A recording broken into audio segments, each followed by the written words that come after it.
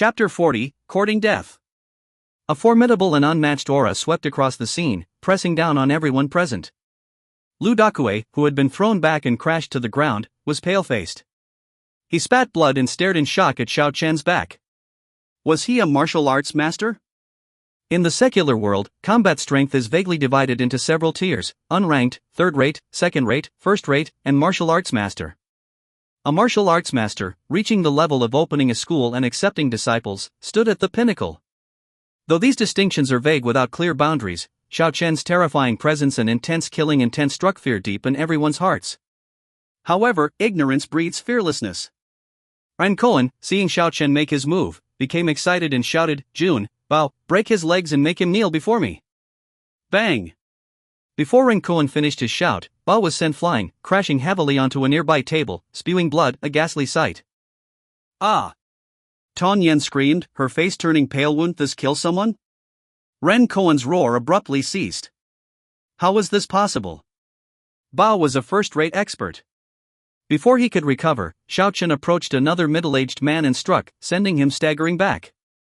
"I surrender," the man shouted, realizing he was no match for the young man before him, their power gap too vast. Surrender? Do you think this is a ring fight? Xiao Chen sneered, his attacks becoming even fiercer. This Jun was stronger than Bao, but still no match. Bang! Bang! Bang! With continuous collisions, the middle-aged man's blood surged until he couldn't bear it anymore and spat blood. Bang!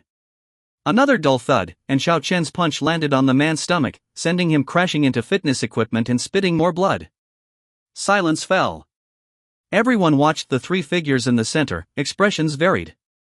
Neither Bao nor Jun could fight anymore, both severely injured. The battle was over.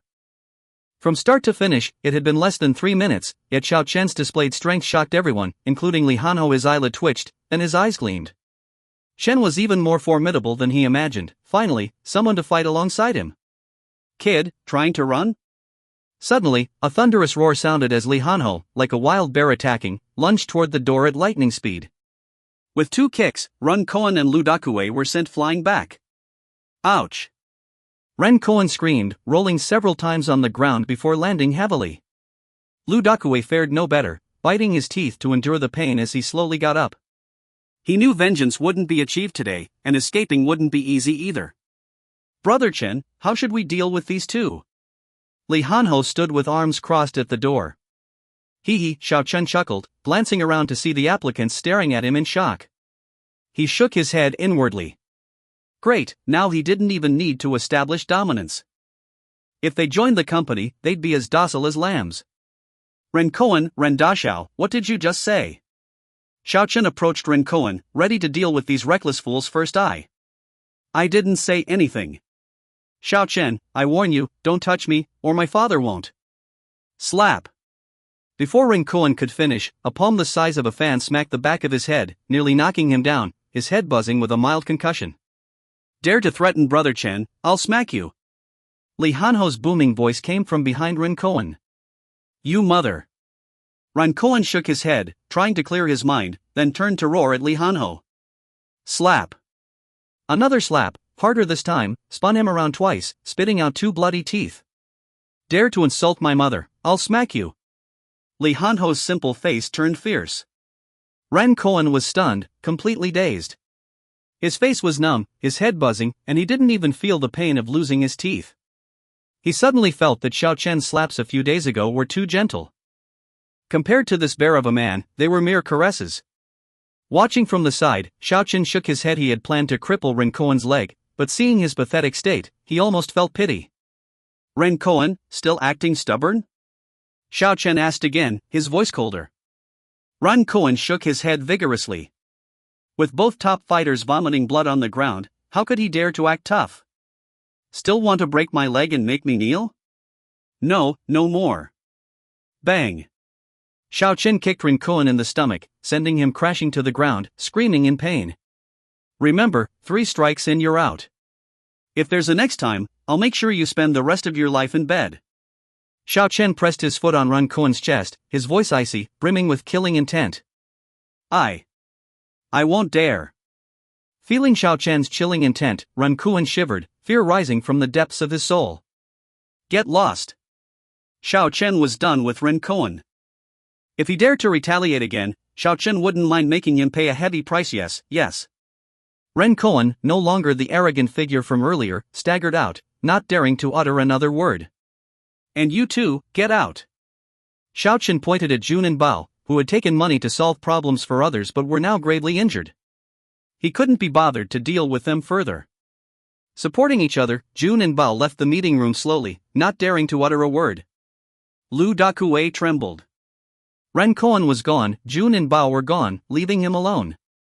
Sure enough, Xiao Chen's gaze fell on him. Lu Dakue, repeat what you just said. Xiao Chen, I didn't say anything. I heard the company was hiring today, and thought, having been part of the company before, I'd come back to see if I could help. Lu Dakue forced a smile. Really? Did I mishear you telling me to kneel and get out? Xiao Chen, we were colleagues once. How could I tell you to kneel? You must have misheard. Oh, I misheard? Xiao Chen smiled playfully. Lu Dakue trembled under Xiao Chen's smile, forcing a laugh. Yes, you misheard. Well, if I misheard. Listen carefully now. I'll give you two choices. 1, let him break your leg. Xiao Chen pointed to Li Hanho, or 2, crawl out of the company. What? What? Choose. Lu Dakue's face twisted. Glancing at the fist-clenching Li Hanho, he shivered and, suppressing his humiliation, chose the second option. I'll crawl out. Good. Xiao Chen nodded. Hanho, supervise him. Kick him if he falls short of a meter. Brother Chen, leave it to me. Li Hanho grinned. This was fun. Following Brother Chen was indeed interesting. Once colleagues, now crawl out. Xiao Chen said, smiling at Lu Dakue. Xiao Chen, give me some dignity, will you? Lu Dakue hesitated for a long time, unable to bear crawling out, whispered. Slap. Xiao Chen's smile vanished, his face darkened, and he slapped Lu Dakue to the ground. Dignity? What dignity do you deserve? Crawl. Brother Chen told you to crawl, so crawl. Li Hanho kicked Lu Dakue's butt, propelling him forward. Enduring the humiliation, Lu Dakue crawled out. Xiao Chen watched his sorry figure without a trace of pity. One reaps what one sows. When Lu Dakue disappeared from the doorway, Xiao Chen turned to Qiu Das and the others, speaking calmly. Did you also say you wanted to deal with me? No. Qiu Das and the others replied in unison, shaking their heads vigorously. What a joke. Even more dominant figures like Ren Kuan had their teeth knocked out. How could they dare oppose this ruthless and powerful individual? Then why are you still here? Get out. Xiao Chen's voice turned cold. You. A hot-tempered young man was about to explode but was dragged away by his companions. Alright, those who haven't been eliminated, let's continue the interviews. Xiao Chen's face changed as quickly as turning a page from icy, it turned into a warm smile. The applicants shivered instinctively. This future boss was not to be trifled with. However, some were excited. With such a powerful boss, they wouldn't suffer losses under his leadership. Before long, Li Hanho returned. Brother Chen, that guy got kicked twice and crawled far away. Good. Xiao Chen nodded, pointing to Li Hanho. I announced that Li Hanho is hired. The applicants looked at the bear like Li Hanho with awe. His earlier dominance and valor were still vivid in their minds. After more than an hour of individual interviews, including Li Hanho, 22 people were selected. Among them, several caught Xiao Chen's attention. Their resumes mentioned military service or foreign army experience, with strengths around third-rate, and 2 reaching second-rate. Congratulations on becoming part of Qingqing Company. Xiao Chen smiled at the 20-plus individuals. Some of them would be forged into a sharp blade, one that would protect Su Qing and make. Chapter 41, A Beauty Trap? After handling the tedious onboarding procedures, it was already past 3 in the afternoon. The newly recruited security personnel had a 2-week probation period, during which Xiao Chen planned to assess their character thoroughly. In his view, the members of this elite team he was forming for Su Qing had to be impeccable in character, otherwise, this sharp blade would injure not only others but themselves as well. If he stayed in Longhai indefinitely, he wouldn't worry about such details. Even if some members proved problematic, he could easily resolve it. However, since he wouldn't always be in Longhai, he had to be cautious. He also intended for Li Hanhao to intimidate this sharp blade, preventing any deviant thoughts from arising among them. Minister Xiao, all the personnel files for the security team are ready. Tong Yen interrupted Xiao Chen's musings as she entered after knocking. Thank you, Tong Yen. You've worked hard today. Xiao Chen smiled, standing up. We need to report to Assistant Qin, right? Yes, we do. Let's go together, then. All right. Tong Yen smiled, nodding. Despite the day's unforeseen events, the recruitment had been successful. She might even be able to get confirmed in her position soon. The thought of Xiao Chen's ruthless handling of the situation earlier made her shudder slightly. Maybe it was best to keep a distance from this violent and terrifying person in the future. What's wrong? Xiao Chen noticed her strange expression and asked, puzzled. Nothing. Tong Yen quickly shook her head and quickened her pace out of the room. Xiao Chen frowned, watching her leave. What was this girl thinking? Well, women are hard to understand anyway. When they reached Qinlan's office, Xiao Chen knocked on the door. Come in. Assistant Qin, we're here to report. Oh, Tong Yen, please have a seat. Qinlan smiled, nodding at her. Thank you, Assistant Qin. Tong Yen sat down, her posture impeccably straight, ready to report. Xiao Chen, however, lounged on the sofa nonchalantly, pouting. Lanjia, are you ignoring me? Not even offering me a seat? Qinlan rolled her eyes at him. Even if I didn't offer, you wouldn't stand. Ahem, I was just being considerate. Ignoring him, Qinlan turned to Tong Yen. Tell me about today's recruitment. Yes, Assistant Qin. Today, Tong Yen began a detailed report, including the unexpected incidents. As one of the involved parties, Xiao Chen found it rather boring. He lit a cigarette, looking around idly. His gaze landed on Qinlan's chest, then on Tong Yen's, comparing them in his mind. It seemed Qinlan's was slightly larger. What are you looking at? Qinlan suddenly asked, catching his lecherous gaze. The view. Xiao Chen almost blurted out your chest but quickly corrected himself. The scenery outside, such beautiful vistas. Qinlan rolled her eyes again but didn't expose him. Xiao Chen, I didn't expect you to be so impressive. If I'd known, I would have watched the show myself. It's nothing impressive, just a few clowns. Xiao Chen chuckled, thinking that if Tong Yen weren't there, he'd add something cheeky about his prowess. Really? Seems like you're becoming the guardian deity of Qingqing Company. Qinlan smiled, but a flicker of something crossed her eyes. Should I ask President Su for a raise, then? Xiao Chen grinned cheekily. You can try. Xiao Chen shrugged, feeling a bit bored. Lanjia, never mind the raise, Tong Yen worked hard. Didn't you promise to confirm her position early? Qinlan nodded at Tong Yen. You did well. Besides early confirmation, your salary this month will be that of a regular employee as a reward for your hard work. Thank you, Assistant Qin.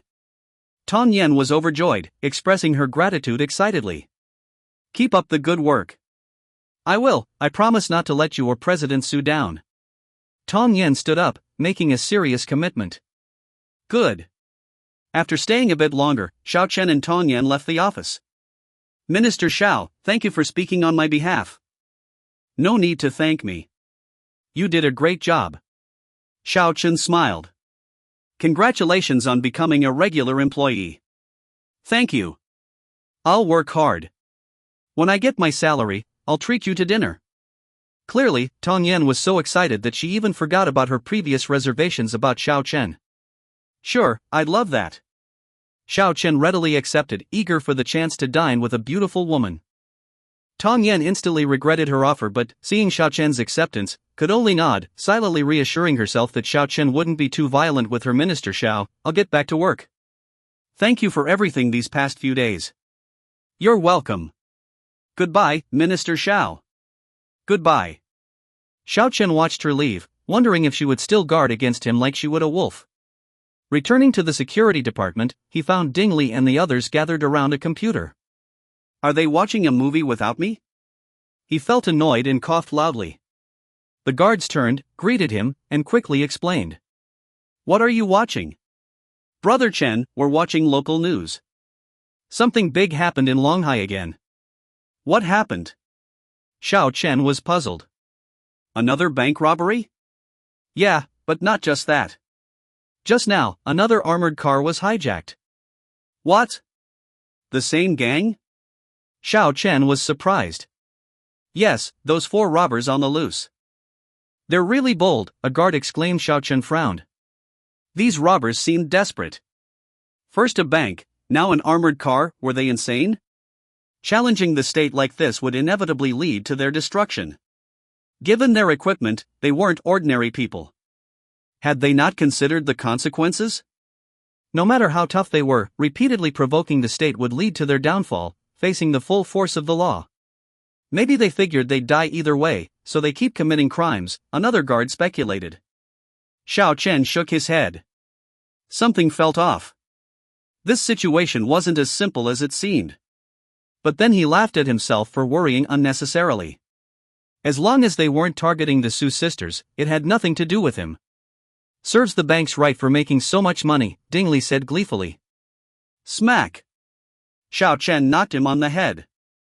Is that any way to talk? Get back to work. The guards dispersed, and Xiao Chen returned to his office. As he lit a cigarette, his phone rang. Seeing the caller ID, he was surprised. What was she calling about? Hello, Xiao Meng, what's up?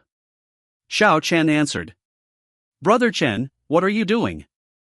Su Xiaoming's sweet voice came through. Xiao Chen shivered at her sugary tone. I'm still at work. Why? Are you not with my sister? Xiao Meng, if you have something to say, just say it. Alright, Brother Chen, he has challenged you. Challenged? What for? A fight? No, a race. A race? I don't have time for that, Xiao Chen said, blowing a smoke ring. Are you scared? Scared? Haven't you seen my driving skills? Then why refuse? No time, no interest. But I already accepted on your behalf. If you don't race, how will I face everyone at school? That's your problem, not mine. Xiao Chen, you, Su Xiaoming fumed but then softened her tone. Brother Chen, please? Alright, I have to go. Your sister is calling. Xiao Chen couldn't handle her sweet talk any longer and hung up abruptly. Hearing the dial tone, Su Xiaoming was furious. How dare he hang up on her? Xiaoming Jie, did he agree? No, but don't worry, he can't escape my grasp. Maybe you should use your charm, a girl suggested mischievously. Get lost. I'm not that kind of person. Su Xiaoming rolled her eyes but felt a twinge of temptation. A beauty trap? Should she try it tonight? Chapter 42, The Beauty Trap in Action. At 5 o'clock, Xiao Chen and Su Cheng left the company and headed to City No. 1 high school. Aren't you going to the lab today? No need for overtime? Almost done, the next step is to deal with the approval procedures. Oh, isn't it just a matter of having a formula and starting production? Xiao Chen asked, slightly curious.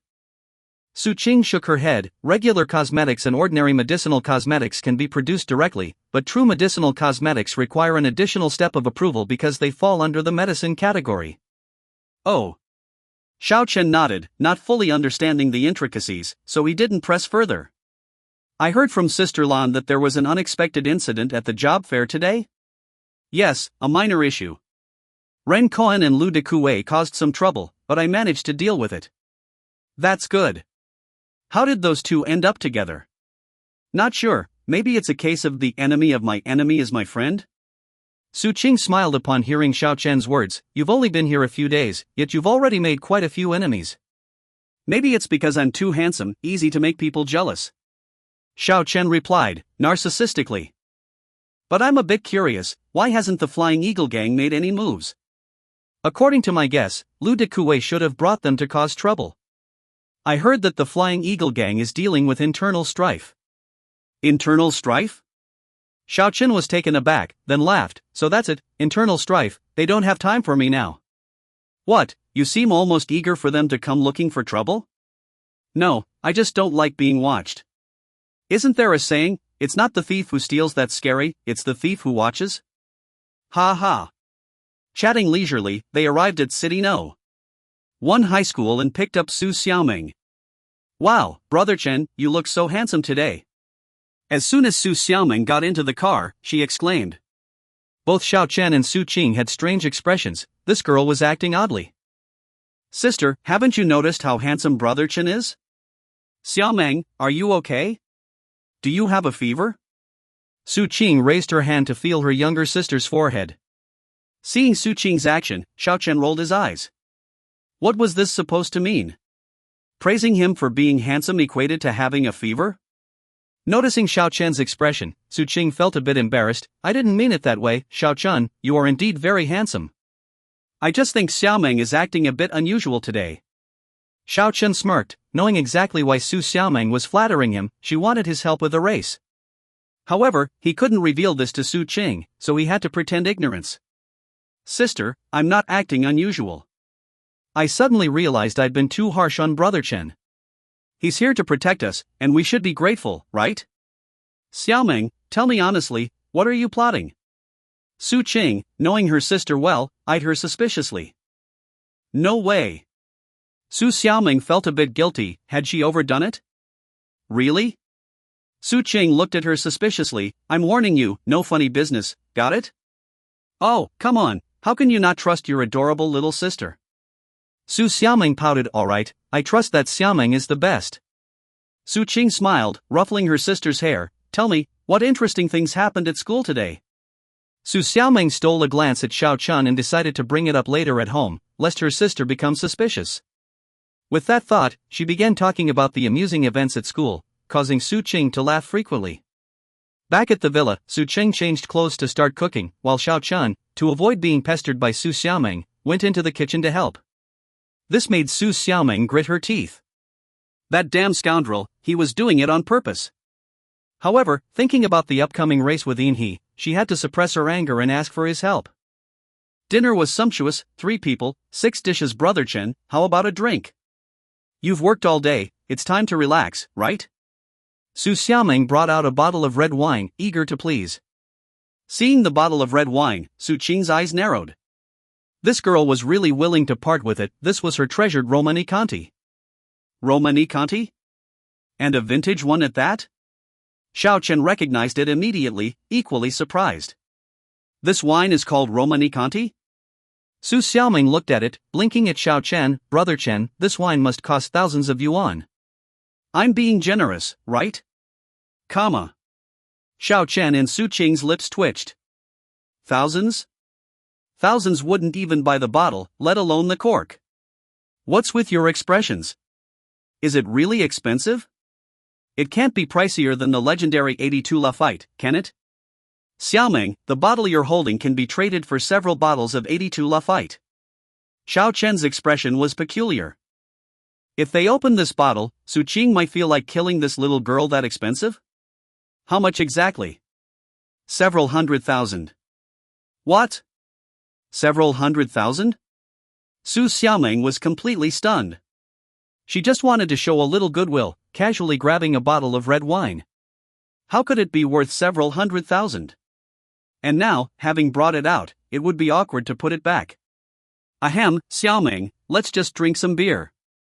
Xiao Chen suggested. Hearing this, Su Xiaoming thought Xiao Chen was a good person. Just as she was about to nod and put the red wine away, her sister spoke. Let's drink this bottle. Su Qing smiled, taking the wine from her sister's hand. Sister, this wine is too expensive. No matter how expensive, it's meant to be drunk, isn't it? What use is it just sitting there? Su Qing chuckled, picking up the corkscrew, ready to open the bottle of Romanée-Conti. Su Qing, it's really hot today, a chilled beer would be more refreshing. Xiao Chen also tried to dissuade her. Although this wine wasn't a big deal to him, casually drinking a bottle worth hundreds of thousands for a regular dinner was quite extravagant. Hee, I haven't had Romanée-Conti in a long time, almost forgotten its taste. This should be the last bottle, let's drink it. Su Qing smiled, but there was a fleeting glimmer of an unusual emotion in her eyes, as if drinking the last bottle meant severing some kind of attachment. Noticing the odd look in her eyes, Xiao Chen was puzzled. What was going on? Xiaoming, get the decanter. Su Qing said, opening the bottle.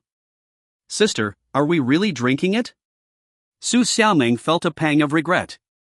Damn, giving this to Xiao Chen was such a waste. It's just a bottle of red wine. Oh. The Romanée-Conti poured into the decanter, a crimson hue like blood, exuding a tantalizing aroma. Come, let's taste it. Slowly, let it breathe.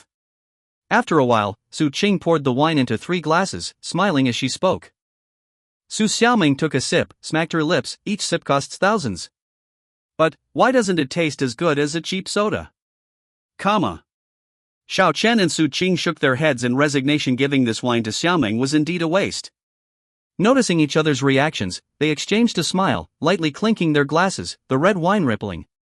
The dinner, graced by the presence of this prestigious red wine, progressed leisurely. With the wine, the Su sisters' cheeks flushed, a few more alluring shades appearing, causing Xiao Chen's gaze to linger. He kept reminding himself, these were old Su's sisters. Though old Su had often hinted at him becoming a brother-in-law, he never specified whether he meant the older sister or the younger. After dinner, having tidied up, Su Qing went to shower. Xiaoming, it's getting late. You should go to bed early, don't watch TV for too long. Before heading upstairs, Su Qing reminded her sister. Though Su Xiaoming wanted to chat with Xiao Chen, fearing her sister's suspicion, she nodded and went upstairs. Watching her go, Xiao Chen sighed in relief. If she had stayed, he wouldn't have known how to refuse her. After lingering in the living room for a while, he returned to his room, called Li Hanho to check on his mother, then undressed and went into the bathroom. Is he back in his room? Su Xiaoming, dressed in pajamas, peeked downstairs. Seeing no one, she glanced at her sister's room, confirming she was resting, then quietly descended the stairs to the living room. Will he agree? What if he refuses? Do I really need to use the beauty trap? Hesitation crossed Su Xiaoming's face, but with a determined look, she set her jaw and strode towards Xiao Chen's room. Creak. Su Xiaoming gently pushed open Xiao Chen's door, took a deep breath, and stepped inside. Brother Chen. Ha? Where is he? Seeing the empty room, she was puzzled. Had he gone out? Her gaze fell on the clothes strewn on the bed. She paused, then looked towards the bathroom door, realizing what was happening. Creak. At that moment, the bathroom door opened, and Xiao Chen, in fresh underwear, humming a tune, emerged. Stretch your hand and touch the girl's bottom, like soft white cotton. Stretch your hand and touch the sister's thigh, like a silky white winter melon. Just as Xiao Chen reached the high note, he noticed Su Xiaoming standing by the bed. His voice halted, and he stood dumbstruck. Why was she here? Su Xiaoming was even more stunned, staring at Xiao Chen, nearly naked, her mind blank. But she quickly regained her composure, her expression changing, about to scream, "Ah! Don't scream!" Seeing her reaction, Xiao Chen panicked. If she screamed, Su Cheng would rush down, and there would be no explaining this. In the next second, he lunged towards her. Chapter 43, Conditions. Bang! Xiao Chen threw Su Xiaoming onto the bed, his bare body pressing against her as he covered her mouth. Don't scream. Trapped beneath him, Su Xiaoming panicked and struggled fiercely, her hands flailing wildly. Rip! Xiao Chen drew a sharp breath. Su Xiaoming's nails had left a scratch on his face. Bang! Before Xiao Chen could react, a searing pain erupted from his groin, his face contorted in agony. Damn it, she hit him there. Su Xiaoming continued to struggle, her knee aiming for his groin once more. Damn it, if you don't stop moving, I'll have my way with you. Xiao Chen, now furious, gripped her arms tightly and clamped her legs between his, pretending to be menacing. Hearing Xiao Chen's harsh tone, Su Xiaoming stopped struggling, terrified that he might actually harm her. She regretted coming to Xiao Chen's room, let alone considering a seductive ploy. Now, she was in grave danger. If he really tried something, she resolved to fight back with all her might and scream loudly, hoping her sister would come to her rescue. But then again, her sister wasn't a match for Xiao Chen. If Xiao Chen lost control, her sister would be in danger too. She couldn't let that happen. A whirlwind of thoughts spiraled in Su Xiaoming's mind, making her even more frantic. What should she do? Xiao Chen, observing Su Xiaoming's changing expressions, was perplexed. What was this girl thinking? He had no time to ponder her thoughts, though, as the throbbing pain in his groin demanded his attention. Damn, this girl had a brutal kick. Xiaoming, if you promise not to scream, I'll let you go, alright? Feeling the warmth and youthful vitality of her body beneath him, Xiao Chen was on the verge of losing control. Any longer, and things might really escalate. Su Xiaoming nodded vigorously, her eyes pleading. Are you sure you won't scream? Xiao Chen was still wary if he let her go and she screamed, Su Qing would come running. Alright, I'll trust you this once. Xiao Chen had no choice. He couldn't hold this position much longer. If he reacted inappropriately, he'd be no better than a scoundrel, and he'd never forgive himself. He slowly released his hand from her mouth but kept his eyes fixed on her, ready to act if needed. True to her word, Su Xiaoming didn't scream. She had her own concerns, angering him could put her sister at risk. If something had to happen, she'd rather face it alone. Seeing Su Xiaoming comply, Xiao Chen sighed in relief and asked, "Why did you come to my room?" Su Xiaoming, still trembling, met his gaze, the scent of his masculinity making her heart race. She shifted slightly. Can you get off me first? Oh, right. Xiao Chen quickly stood up, relieved that she seemed calmer. But then he froze, realizing the sight before him. Her disheveled nightgown revealed her smooth, white thighs. Seeing him move away, Su Xiaoming felt somewhat reassured. At least he wasn't an animal. But noticing his gaze and the obvious physical reaction, she panicked, letting out a small scream and hurriedly covered herself. Ahem, I didn't mean to look. I didn't see much anyway. Xiao Chen awkwardly tried to explain. Su Xiaoming's anger flared. Pervert. I'll fight you. Hey, Xiaoming, you can't beat me. And in that nightgown, aren't you afraid you'll expose yourself? Biting her lip, she released her clenched fists. Kicking in Taekwondo could indeed lead to an embarrassing situation. Besides, it's not my fault. Xiao Chen felt wronged, touching the scratch on his face. If not for the situation, he might have checked if he was seriously injured down there. Why aren't you wearing clothes? I just finished showering. Do you bathe with clothes on? And this is my room. You came in without my permission. Xiao Chen felt indignant. He was the victim here. Su Xiaoming opened her mouth but found herself at a loss. It wasn't really his fault. Still, the thought of being overpowered and ogled made her furious. Can you at least put on some clothes? Xiao Chen glanced down, feeling embarrassed. It wasn't appropriate to be naked in front of her. Fine, he'd get dressed. Xiaoming, why did you come to my room? Xiao Chen asked as he dressed. Why? Can't I come? This is my house. With Xiao Chen clothed, Su Xiaoming's confidence returned. She wasn't afraid anymore. Xiao Chen, how are we going to settle this? After her initial panic and anger subsided, Su Xiaoming realized this was an opportunity to get Xiao Chen to agree to something. What do you suggest? Xiao Chen looked at her curiously. Help me win a race, and I'll pretend tonight never happened. Otherwise, I'll tell my sister and have you kicked out. Xiaoming, didn't we agree you wouldn't kick me out? That was before. Tonight, you've taken advantage of me. Just thinking about it made her furious. Oh, go ahead and tell your sister then. Xiao Chen shrugged, eyeing her up and down. I'll just tell her you snuck into my room in a nightgown and tried to seduce me to help you race. You, Su Xiaoming was livid. Me, seduce you? Are you insane? Then why are you here, dressed like that? She opened her mouth but had no good answer. Seductive plan? Sigh, I've kept my virginity for over 20 years, and you've seen everything. Never mind, I won't make you take responsibility. Su Xiaoming was fuming. How shameless could he be? Seeing her about to explode, Xiao Chen decided not to push further. Xiaoming, if you want my help with the race, I can agree, but I have a condition. What condition? She instinctively covered her chest, wary. Xiao Chen rolled his eyes. What did she think of him? I haven't thought of it yet. I'll tell you when I do. If it's unreasonable, you can refuse.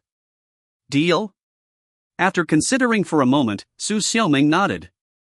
Fine, I agree. Good. Xiao Chen smiled. So, why the sudden need for a race? None of your business. Just make sure to win. Xiao Chen raised an eyebrow but didn't press. He'd find out soon enough. I'll let you know the time. Don't tell my sister. Got it. Xiao Chen nodded, yawning theatrically. Now, go to bed, or are you staying here? Stop being a pervert. Who'd sleep here?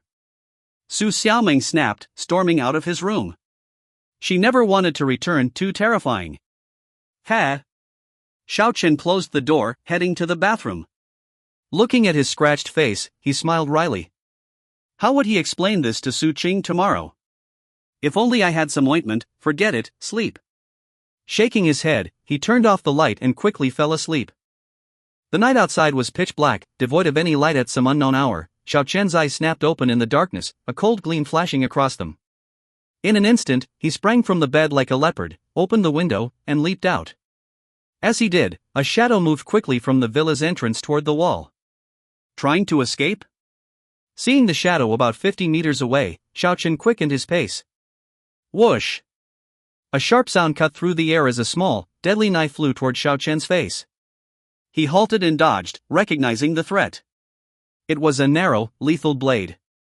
Using his brief pause, the shadow vaulted over the wall, disappearing from sight. Damn it! Xiao Chen cursed the cunning opponent. By the time he chased after them, they had vanished into the night. Returning to the villa's yard, Xiao Chen examined the knife embedded in the wall, eyes narrowing. The force embedded it deep, clearly the work of a skilled expert. Who could it be this time? He pulled out the knife, weighing it thoughtfully, his eyes narrowing further. Chapter 44, The Male Assistant, Morning. Xiao Chen rose early, preparing breakfast, including a perfectly cooked soft-boiled egg favored by Su Xiaoming. Though last night's incident had been amicably resolved, he had taken a bit of advantage and nearly saw the young lady's bare bottom. Making her breakfast was a small gesture to soothe her injured feelings. Good morning.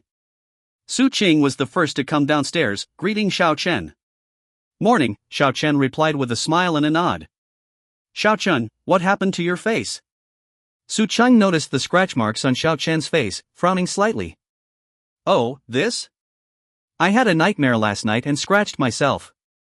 Xiao Chen said, raising his hand and continuing, long nails are really not a good thing. I see.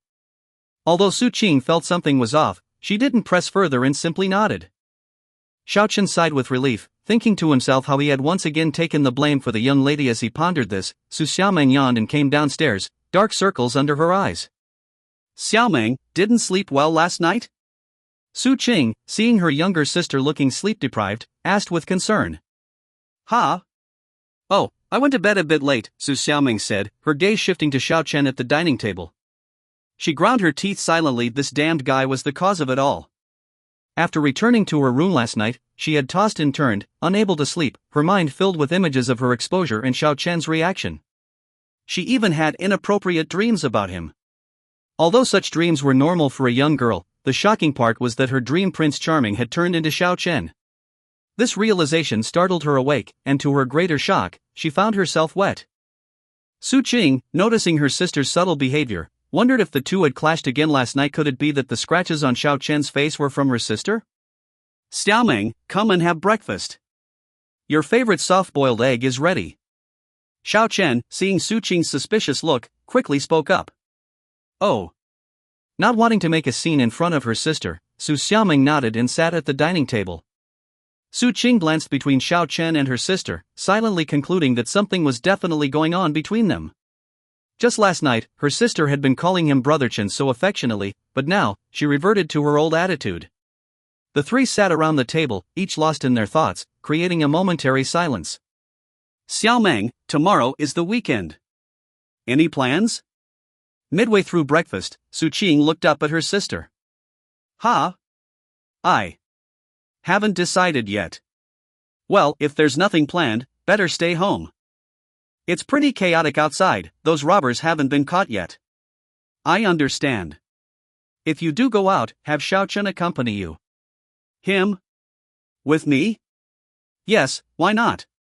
Nothing, just nothing. Su Xiaoming shook her head and continued eating without further comment. Xiao Chen kept his head down, thinking it best to remain silent as Su Qing might be suspicious. After breakfast, the three left the villa, first going to school and then to the company. Xiao Chun, accompany me on an errand later, Su Qing said as they got out of the car. Where to? To the Municipal Drug Administration, to discuss the approval of our new pharmaceutical product. What time do we leave? I'll call you when I'm done with my tasks. All right. Su Qing headed to her office, while Xiao Chen roamed the company before returning to the security department. When he arrived, all the security personnel were present, including Gao Ping. Good morning, Minister Xiao, Gao Ping greeted with a smile. He was now the second in command in the security department, right after Xiao Chen. Good morning, Xiao Chen nodded. Gao, are all the security personnel from the production department here? Yes, except those on duty. All right, let's start the meeting. With the new recruits, the security department now had over 70 members. Brother Chen, Da Han hasn't arrived yet, Ding Li whispered.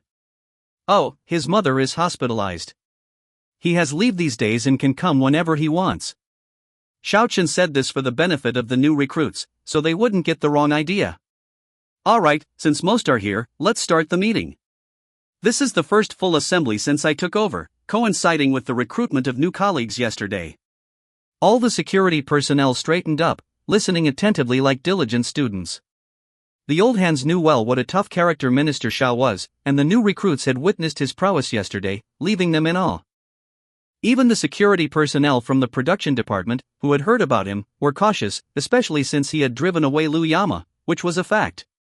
Gao, I decided to implement a rotation system. Personnel from the company and the production department will rotate every month. Any objections? Gao Ping shook his head. I'll follow your arrangement, Minister Xiao. Good. The security department will be divided into 4 teams, 2 for the company and 2 for the production department. The meeting lasted about half an hour, during which Xiao Chen got to know the new recruits, especially the experts among them. Notably, Xiao Chen promoted Ding Li to team leader, which sparked some envy among the old hands. The previously bullied guy was now a minor official, thanks to his proximity to the new minister. After the meeting, Xiao Chen had a private chat with Gao Ping about the production department and agreed to visit in the coming days. Being a leader is tough, so much to worry about, Xiao Chen sighed, stretching his back. Tap. A knock on the door, and Ding Li entered. Brother Chen, no abnormalities. Fishing requires patience. Take it slow, no rush. Xiao Chen smiled. He had assigned Ding Li to check the secret cameras installed to see if there were any discoveries. Oh, Brother Chen, do you think I can manage as a team leader? Ding Li asked nervously. Why not? Believe in yourself. But I don't think I'm capable. I say you are, so you are. Here, take this cigarette. Xiao Chen handed him a cigarette. With me backing you, what are you afraid of? Do what needs to be done and don't disappoint me.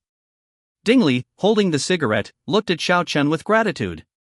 He knew Xiao Chen wanted to nurture and train him. Brother Chen, I promise I won't let you down. Good. I believe in you. Now, get to work. Xiao Chen nodded with a smile. Despite Ding Li's timid nature, he had a good heart and loyalty, qualities Xiao Chen valued. Just as Ding Li left, Xiao Chen's phone rang. Hello, President Su. Ready to go? Yes, are you done? Finished. I'll meet you in the parking lot. Alright, see you in 10 minutes. Okay. Xiao Chen hung up and took out a small knife from his pocket, examining it closely.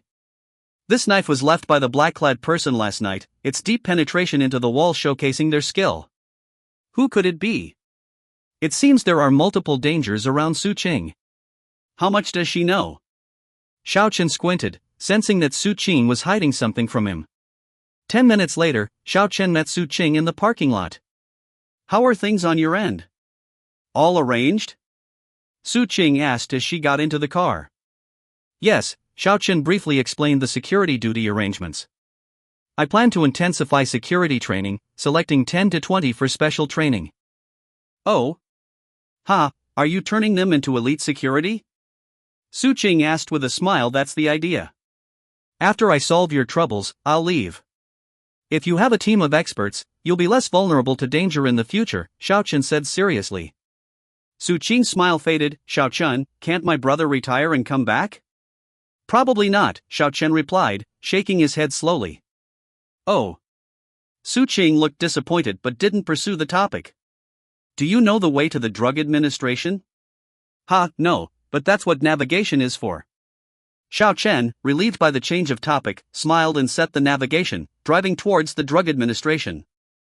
Over half an hour later, they arrived at the municipal drug administration. Should I wait outside or accompany you in? Come in with me. All right. Xiao Chen nodded and followed Su Qing inside. She had an appointment, so they were directly led to an office by a staff member. Director Su, hello. In the office sat a man in his 40s, resembling many typical Chinese officials, plump, oily-faced, and slightly bald. President Su, please sit. The man smiled upon seeing Su Qing but frowned when he noticed Xiao Chen. And this is?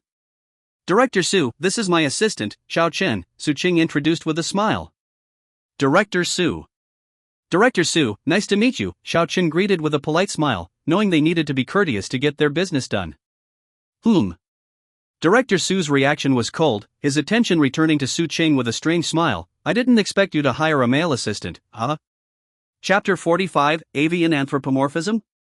Observing Director Su's enamored gaze and peculiar smile, Su Qing's smile diminished slightly as she placed the materials in her hand on the table. Director Su, these are the materials submitted by our company for review. There's no rush for this, Ms.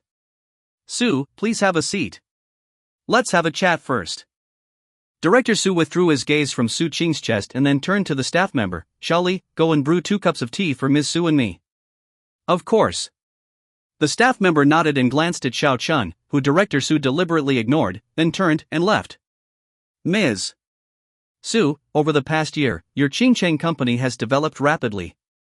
Now, in the industry, everyone is discussing what big moves you will make next. Director Su, you flatter us. Qingcheng company is just getting started, and its influence is limited, only radiating the markets of several surrounding provinces and cities. Ms. Su, there's no need to be too modest. Although Qingcheng company's influence hasn't fully expanded yet, the quality of its products is evident to all. The industry is saying that once Qingcheng company expands its influence, their days will become even tougher. When it came to product quality, a hint of pride flashed across Su Qing's beautiful face. Product quality is the foundation and lifeblood of our company's development. We will continue to produce excellent products, so please rest assured, Director Su. Rest assured, of course I am. What type of cosmetics is it this time? Director Su glanced at the materials on the table and asked casually. It's a skincare product targeting sensitive skin, including repair, hydration, and protection, etc. Oh, it seems like another significant move. Meanwhile, the staff member brought in the tea, just 2 cups, one for Director Su and one for Su Qing. This time she didn't even look at Xiao Chen. Here, Ms. Su, have some tea. Director Su smiled and lifted the teacup, taking a sip. I'm not much of a tea drinker. Xiao Chen, why don't you have it? Su Qing frowned slightly, handing her teacup to Xiao Chen beside her. Look at me, I forgot about your male assistant. My apologies. Director Su seemed to notice Xiao Chen just then, patting his oily forehead despite his words. There was no hint of apology on his face. Thank you, Ms. Su. Xiao Chen smiled and took the tea. He didn't bother to look at Director Su. As long as he could get the job done efficiently, being ignored was fine. Ms. Su, you are really kind to your male assistant, Director Su hinted. Director Su, about the review materials, when will the procedures be carried out? Su Qing didn't pick up on Director Su's hint and asked. Well, it depends on whether your materials are complete. How about this, you hand everything over to Xiaoli later, and let her submit them. As for the review process, we can discuss it later, Director Su said in an official tone. Director Su, can't the review be expedited a bit? Su Qing furrowed her brow. This new product line had already been scheduled for promotion and other activities. If it couldn't hit the market on time, the losses and impact would be considerable. Ms. Su, we have our processes, we must follow the rules and regulations in our work. If everyone comes and says, speed up our review, what would become of our integrity? Director Su grinned. Of course, based on our relationship, I will definitely take care of it to some extent. In that case, thank you, Director Su. Ms. Su, how about having dinner together tonight? Director Su put down his teacup, smiling. Su Cheng was taken aback. Dinner? Well. Su Cheng felt somewhat embarrassed. She had heard about Director Su's character before and knew that when he wanted to have dinner, he had ulterior motives. What's this? Can't we even have a meal based on our relationship? Director Su's voice grew stern. It's not that. I originally wanted to have a chat with Ms. Su about expediting the review process. If it's inconvenient, then forget it. Director Su's expression also turned serious. Su Cheng's face changed slightly. It was clear from his words that if she declined the dinner, the review couldn't be expedited. Director Su, tonight Ms. Su has something on. How about I accompany Director Su for dinner? Just as Su Cheng hesitated, not knowing what to do, Xiao Chen spoke up. As a man, he understood Director Su's intentions better than Su Cheng, especially with the blatant stare he had given her chest earlier, so unabashed. You? Director Su's expression darkened a bit more as he glanced at Xiao Chen. Yes, I assure Director Su that you will eat well, drink well, and have a good time. How about it? Xiao Chen smiled and nodded, implying his offer. Want to have dinner with me? On what grounds? You're just a mere assistant, and moreover, this assistant, don't even know how you climbed up. Because Su Cheng hesitated, Director Su felt annoyed, so he didn't mince his words, and even implied something else. Xiao Chen's smile slightly faded. This guy wouldn't take a toast but would take a roast. Director Su, I'm sorry, I really have something tonight. Su Cheng, hearing Director Su's harsh words, was afraid Xiao Chen might act impulsively, so she quickly spoke up. Something? All right then, I won't insist. However, regarding the review, it must follow the process. Well, I also have something to attend to now, no need to see me off. Director Su couldn't be bothered to disguise his true feelings anymore. He had been eyeing Su Cheng for a while now, and this time, he was determined to make a move. Well then, Director Su, goodbye. Su Cheng didn't say anything more, just nodded and stood up. Take the review materials, hand them to Shaoli, and follow the procedures. Director Su tapped the table and said. All right. Su Cheng picked up the document bag and left the office with Xiao Chen.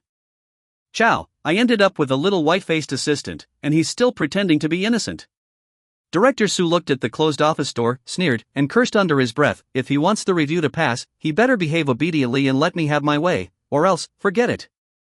After leaving the office, Su Cheng handed over the review materials to the staff member and went through a series of procedures. Normally, how long does the review take?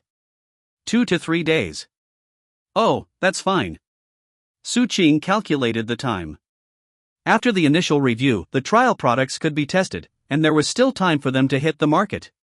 Xiao Chen watched beside her, silently shaking his head. Normally, it would take 2 to 3 days, but with that Su director, who hadn't achieved his goal, could the review proceed smoothly?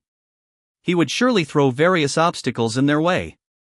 After leaving the drug administration, Su Cheng looked apologetic to Xiao Chen. I'm sorry, I should have gone in myself. It's okay. Xiao Chen smiled and shook his head. Where to now? Back to the company? Yeah, back to the company. We'll wait for the notification here. All right. After returning to the company, Su Cheng continued with her work, while Xiao Chen went back to his office. Bro Chen, I'm here. A dull sound of footsteps approached, and soon, Li Hanho's large figure appeared at the office door. Big Han, how's your mother? Xiao Chen looked at Li Hanho with a smile. My mother is much better. Dean Li visits her every day. Oh, by the way, the old pharmacist went today too. He said my mother's recovery is going well. Li Hanho grinned. Bro Chen, I don't know how to thank you. Enough with that. Don't mention it again in the future. Xiao Chen shook his head and asked, what else did the old pharmacist say? He said that Bro Chen is like a Jieshi in this world, a contemporary Huatua. What? Xiao Chen was confused. A Jieshi in this world?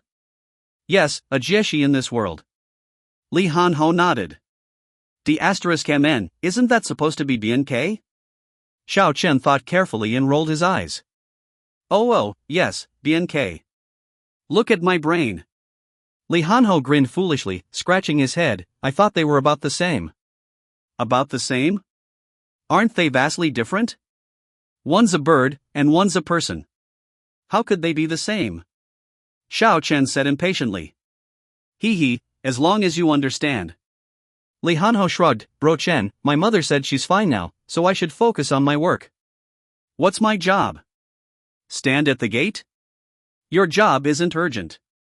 Just stay with your mother for now. I'll arrange something for you later. Oh, by the way, haven't you had lunch yet? Not yet. Let's go to the cafeteria for lunch. After eating, you can go back to the hospital. Xiao Chen checked the time. It was already lunchtime, and he was a bit hungry after a busy morning. Okay. Li Hanho nodded. Anyway, whatever Bro Chen said, he would listen. If he said eat, then eat. If he said go through fire and water, then go through fire and water. The two left the office and called Ding Li, then headed to the cafeteria together. Ding Li and Li Hanho got along well. One admired and idolized the other's strength, while the other just wanted not to be bullied. Big Han, how come you're so powerful? Can you teach me? On the way to the cafeteria, Ding Li couldn't help asking. He wanted to become stronger so he wouldn't be bullied anymore. No, my grandfather said, 8 extremes fist and splitting fist must be trained from childhood. Li Hanho shook his head. Oh, then forget it. Disappointment flashed across Ding Li's face. Well, practicing martial arts had to start from childhood. He had missed the best time. Don't be disappointed. If you want to get stronger, I'll give you a chance. Xiao Chen noticed Ding Li's disappointment and said with a smile. Really? Ding Li was overjoyed. Of course it's true. Let's talk about it in a few days. Come on, let's have lunch first. Oh, okay. The three of them found a good spot and then Ding Li and Li Hanho went to get their food. Afterwards, Li Hanho became a striking sight in the cafeteria. There was no helping it, he could eat a lot. Xiao Chen watched. Hearing the security guard's words, Ding Li's face turned pale. Was someone from the Flying Eagle gang here for revenge? Nail, what's the Flying Eagle gang? Li Hanho noticed Ding Li's expression and asked curiously. It's an underground organization, they're here to cause trouble. Ding Li's voice trembled involuntarily. The Flying Eagle gang hadn't shown up in the past few days, so he thought everything was fine. He didn't expect them to show up now. Oh, then let's throw them out. Li Hanho's eyes lit up when he heard they were troublemakers. He had just eaten a lot for lunch and now was a good time to digest. How many people? Xiao Chen remained calm, asking calmly. 3. What? Only 3? Xiao Chen was stunned. He wouldn't be surprised if there were 30 or even 300, but only 3? Were they also some kind of so-called experts? Ding Li widened his eyes. 3? Zhang, are you sure it's not 300? Only 3. The bald snake brought 2 of his lackeys. It doesn't seem like they're here to cause trouble. They said they have something to discuss with Minister Xiao, the security guard explained. Something to discuss? Let's go see what they're up to, Xiao Chen said, indicating they should go.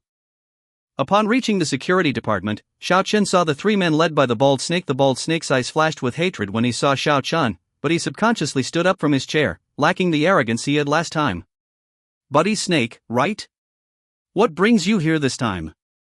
Instead, Xiao Chen sat down as soon as he entered, crossing his legs and casually scanning the bald snake's bandaged wrist, asking in a flat tone. Minister Xiao, I'm here on behalf of my boss. Although the bald snake was displeased with Xiao Chen's attitude, he didn't dare to be arrogant. Besides the painful memory from that day, he also received a message from Lu Dakuai. Xiao Chen was a top-notch expert. In the underground world, second-rate experts were already rare, not to mention top-notch experts like Xiao Chen. So, he had to be wary. And the reason he came to negotiate today was also because Xiao Chen was a top-notch expert. Your boss? Who is it? Xiao Chen took out a cigarette, and Ding Li promptly lit it for him. He took a puff, blew a smoke ring, and said casually. My boss is Huang Xing. I don't know him. Xiao Chen shook his head. Although he had been to Longhai several times before, he only interacted with the top forces.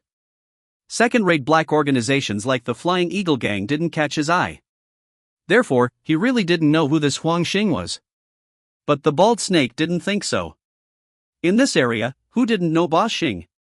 Was this kid doing it on purpose? The two lackeys behind him also wore angry expressions. If Bald Snake hadn't told them specifically not to act impulsively, they would have probably punched Xiao Chen by now. Bro Chen, Huang Xing is one of the hall masters of the Flying Eagle gang, Dingley whispered. Oh, so he's a hall master. I thought he was the boss of the Flying Eagle gang, Xiao Chen sneered. He didn't care about the boss of the Flying Eagle gang, let alone a hall master.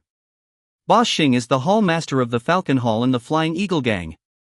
There are a total of 3,000 brothers in the Falcon Hall, the Bald Snake said with a darkened expression. 3,000 brothers?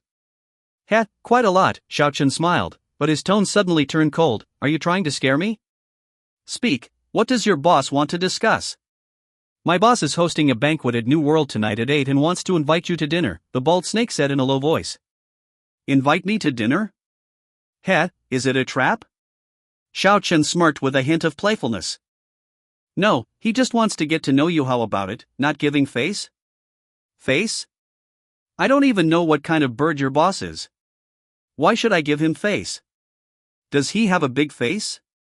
Xiao Chen said bluntly. Kid, what the F***ck did you say? My boss invited you to dinner out of respect, and you dare to not give him face. One of the lackeys behind the Bald Snake couldn't help but blurt out. In this area, who dared to be arrogant in front of the Flying Eagle gang? This kid was too arrogant. Bang! Before he could finish speaking, Li Hanho's face darkened. He stepped forward and kicked him, sending him flying. He crashed heavily into the wall, blood spraying out, a vivid crimson. If you insult Bro Chen again, I'll disable you. Li Hanho said in a low, booming voice, then returned to Xiao Chen's side. The Bald Snake looked at his bleeding lackey, then at Li Hanho, his gaze shrinking. Who was this guy? The other lackey, who was about to swear, swallowed his words when he saw his companion. He glanced at him, silently thanking that he hadn't spoken, or he would have been the one vomiting blood by now. Minister Xiao, what do you mean? My boss came to invite you sincerely. I don't mean anything. If you can't control your mouth, then you'll get a beating. Xiao Chen said flatly. As for the sincerity you mentioned, where is it? I don't see it. I just brought 2 brothers over. Isn't that sincerity? Heh, if you brought 200 people over, you would have had your. Li, with his amiable demeanor, extended his arms to block the path, glaring at the bald serpent before him, and spoke in a sonorous tone. The bald serpent paused in his steps. In the past, he would have swiftly delivered a kick, driven by his temper. However, having just experienced the terror this individual wielded, he found himself lacking the nerve. Especially with a first-rate expert nearby. Dahan, let them pass, Xiao Chen interjected. Yes, Jinji, Li nodded, stepping aside. Relieved, the bald serpent began to leave with his lackeys, only to hear a voice behind him. Tell your boss I will honor the appointment tonight. Very well. The bald serpent, upon Xiao Chen's acquiescence, flashed a hint of ruthlessness in his eyes and departed without looking back. Jinji, are you really going tonight? Dingley hurriedly inquired as soon as the bald serpent left. Hee, someone invited me for dinner, so of course I must attend, Xiao Chen chuckled. This is akin to the Hongmen banquet, clearly not an auspicious gathering. Dingley, even more anxious now, reminded him. Hongmen banquet? Heh, you're overestimating them, Xiao Chen sneered. Jinji, if someone invites you for dinner, can you take me along? Li Han, grinning, asked. Xiao Chen glanced at Li Han and smiled. Despite his straightforwardness, Li Han wasn't foolish. He clearly understood tonight's circumstances, yet still insisted on going, and even concocted such a reason. Very well, I'll take you to dinner, he agreed. That I'll have to exercise more this afternoon so I can eat more tonight. Li Han grinned. Dingley was speechless. This was the Hongmen banquet of the Flying Eagle gang. What were these two acting as? Wedding guests? However, he looked at Xiao Chen, then at Li Han, and gritted his teeth. Jinji, since you're going, I'll accompany you. Li Han's intention to go along didn't surprise Xiao Chen, but Dingley's suggestion did, albeit slightly. Not for any other reason, but because this lad was too timid. Just now, upon hearing the arrival of the bald serpent, his legs trembled. It's evident how afraid he was. In his eyes, tonight's banquet was clearly entering a lion's den. Yet despite this, he still proposed to go along, which surprised Xiao Chen, and also touched him. Dingley, the 2 of us going is enough, you don't need to come, Xiao Chen shook his head. He thought more about it, he would leave soon, and Li Han was strong enough to handle any reprisals, but Ding Li couldn't. What if the Flying Eagle gang sought revenge on him later? So, he didn't want to drag Ding Li into this mess. Chen Ji, why can you both go, but I can't? Just because I'm cowardly? Or because I lack strength? Yes, I may be cowardly and weak, but you're my leader. If you're going into the lion's den, how can I not accompany you? Ding Li exclaimed loudly. Lion's den? Xiao Chen inwardly sneered, but at the same time, he was moved by Ding Li's loyalty. Ding Li, I don't want you to go for your own good. You don't need to get involved. Chen Ji, didn't you say you wanted me to build courage? I think tonight is an opportunity. Please, take me with you. Ding Li pleaded. Chen Ji, let Nails come with us, I'll protect him. Li Han, seeing Ding Li's pitiful look, also spoke up for him. Xiao Chen looked at Li Han, then at Ding Li, hesitated for a moment, and said solemnly, Ding Li, I don't want you to go because I care about you. Have you considered the consequences if you go? If you tag along, and if tonight's negotiations fail, aside from the immediate danger, the Flying Eagle gang will seek revenge. You might be in danger, or even die. Ding Li's face changed upon hearing this, even trembling slightly, showing extreme fear. Now, do you still want to go? Don't go, I don't want anything to happen to you, Xiao Chen said earnestly. No, Chen Ji, I want to go. Ding Li took a deep breath, steadying himself. No matter how dangerous, I'll go. Seeing his resolute attitude, Xiao Chen didn't try to dissuade him further, simply nodding. All right, tonight, the three of us will go together. Yeah. Xiao Chen smiled and patted Ding Li's shoulder. Don't be afraid, with me and De Han by your side, nothing will happen to you. I'm not afraid, what's there to fear? Even if my head rolls and leaves a scar as big as a bowl, in 18 years, I'll still be a hero. Ding Li was close to tears as he spoke. Exactly, there's nothing to fear, it's just a dinner. Li Han also spoke loudly, but soon frowned, puzzled. But, Nails, why are you trembling? Chapter 47, Inconvenience. After arranging to meet Li Han in the evening, Xiao Chen promptly dismissed him. A while later, while in his office, he received a call from Qinlan, leaving him somewhat exasperated. It's exhausting to always be called upon as the sturdy fellow. Upon arriving at Qinlan's office, sure enough, a large stack of documents awaited him on the desk, ready for his attention. Lan Jia, where's the reward you mentioned? You've been ordering me around all day. Even if I were a donkey, I'd still deserve some fodder, wouldn't I? Xiao Chen grumbled as he settled into his chair, lighting a cigarette. Are you a donkey? Qinlan quipped. Of course not, it's just a metaphor. Hee, alright then, I'll treat you to some fodder tonight. Upon hearing this, Xiao Chen's eyes brightened, rubbing his hands together eagerly. What kind of fodder? I'm inviting you to dinner tonight. Qinlan announced. Xiao Chen rolled his eyes dramatically. That's it? Yes, do you want donkey fodder instead? Lan Jia, you'll end up with no friends if you keep this up. You're pretending to be clueless. I really don't understand. So, what do you want to eat then? Qinlan asked with a smile. I want to eat you. Xiao Chen boldly declared, his face flushed. Having traversed the realm of romantic liaisons for many years, he understood one principle well: thick-skinned individuals feast, while the timid starve. This wasn't just sage advice for wooing women, it applied to all conquests. Seize the opportunity, and with enough courage, you can conquer even a goddess. Isn't there a saying? Try, and there's a 50% chance of success. Don't try, and you're guaranteed to fail. Eat me? Qinlan's eyes softened as she walked over, leaning close to him, her hands resting on his neck, her breath sweet. Really? Xiao Chen's gaze roamed through the open neckline of Qinlan's attire, revealing a tantalizing expanse of white, causing his eyes to widen. Of course. Hearing Xiao Chen's clearly intensified breathing, Qinlan smiled playfully, with a hint of mischief. But, I just started my period. Xiao Chen's breath caught in his throat, slumping onto the sofa, stunned. Damn it, he was already getting excited, nearly pulling down his pants on the spot, and then she drops the bombshell, I'm on my period? Damn, was that level of cruelty necessary? Hee, be a good boy, help me with these documents. I need to see Director Su for something, Qinlan said smugly, swaying her hips as she left. Watching Qinlan's swaying hips, Xiao Chen licked his lips, thinking, once your period's over, I'll show you the prowess of a real man.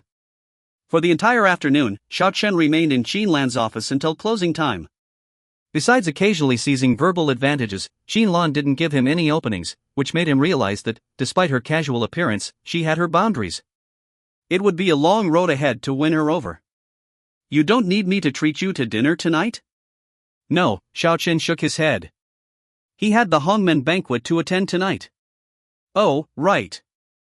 You'll be with Director Su and Little Meng, two beautiful ladies. Why would you dine with me? Qinlan pretended to be sad. It's not that. I have something to take care of tonight. What is it? Do you need my help? Qinlan, seeing Xiao Chen's serious expression, stopped joking. Xiao Chen shook his head. Just a small matter, I can handle it myself. Well, if you need anything, just give me a call. Okay. Off you go then. Yeah, see you later, Lan Jia. Xiao Chen finished speaking, then his eyes lit up as he swiftly slapped Qinlan's perky buttocks before dashing out of the office. His voice hadn't even faded yet, and he had disappeared from the office doorway. Qinlan rubbed her own bottom, laughing and scolding, "You naughty boy." But as she thought about what he had just said, her smile faded slightly. Did it have something to do with the Fei Ying gang? In the neighboring office, Su Qing was packing up. Seeing Xiao Chen enter, she smiled and asked, helping Lan Jia with the documents again? Yeah, since I'm quite capable, Xiao Chen replied. He, indeed. I'm almost considering giving you a raise. One person doing the work of three. Su Qing chuckled. Don't, I think my current salary is fine, Xiao Chen declined. Su Qing couldn't help shaking her head. This is the first time I've met someone who wants a raise but doesn't want it. Are you done? Let's go, pick up Xiao Meng and head home. Upon hearing this, Su Qing paused in her packing, feeling a hint of curiosity. However, she quickly brushed it off and nodded with a smile. A few minutes later, the two of them left the company and headed to No. 1 high school. Su Qing, I have something to attend to tonight, Xiao Chen mentioned. Oh, then go ahead. I can pick up Xiao Meng myself. If you need the car, take it, I'll grab a taxi to the school. No rush, we'll go after dinner. Okay. Oh, by the way, what's the name of the director who came today? Xiao Chen asked suddenly. Director Su Gang, why? Nothing, just curious. Xiao Chen smiled and shook his head, muttering to himself that this guy better not push his luck too far, or he'd be in for trouble. The two chatted as they arrived at No. 1 high school and picked up Su Xiaoming. This time, Su Xiaoming didn't praise Xiao Chen's handsomeness as soon as she got in the car. Instead, she completely ignored him. Xiao Chen sighed inwardly. It seemed like this girl hadn't forgotten about last night's incident. Back at the villa, after dinner, around 7 o'clock, Xiao Chen drove off. Sis, where did Xiao Chen go? Su Xiaoming, nestled on the sofa, asked while watching a Korean drama and munching on potato chips. I don't know, he said he had something to do, Su Qing replied, taking a chip from her younger sister and glancing at the screen. What's this about? It's Descendants of the Sun, it's been really popular lately. Don't you know? I don't pay attention to these Korean dramas. Oh, it's really popular now. This actor, Song Joong-ki, is even called the national boyfriend. Just him? Su Qing couldn't help shaking her head. He's not that great. Xiao Chen is much handsomer. Su Xiaoming widened her eyes, looking at her sister. What did she mean? Su Qing noticed her sister's expression and realized her mistake. She quickly tried to cover it up. Well, I don't understand what you girls are thinking about all day. Watching Korean dramas nonstop, changing boyfriends. You used to like unicorns when you watched You Who Came From the Stars, now you like Song Joong-ki and Descendants of the Sun. It's like you change boyfriends with every drama you watch. Sis, don't change the subject. Are you starting to like Xiao Chen? Su Xiaoming stared at her sister, asking seriously. What nonsense are you talking about? I've only known him for a few days, how could I possibly like him? That's not necessarily true. Love at first sight happens all the time.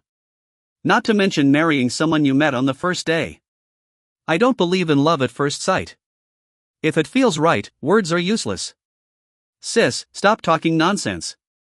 He's just here to protect us, and he'll leave soon. Sis, I'm just worried you might go down the wrong path. There are plenty of good men out there. Don't hang yourself on a crooked tree like Xiao Chun. Hey, why are you talking like that? If Xiao Chun hears this, he won't be happy. I don't care if he's happy or not, humph. Achoo. Xiao Chun sneezed violently as he drove. He rubbed his nose. Damn it, who's talking smack about me? Is it that bald snake?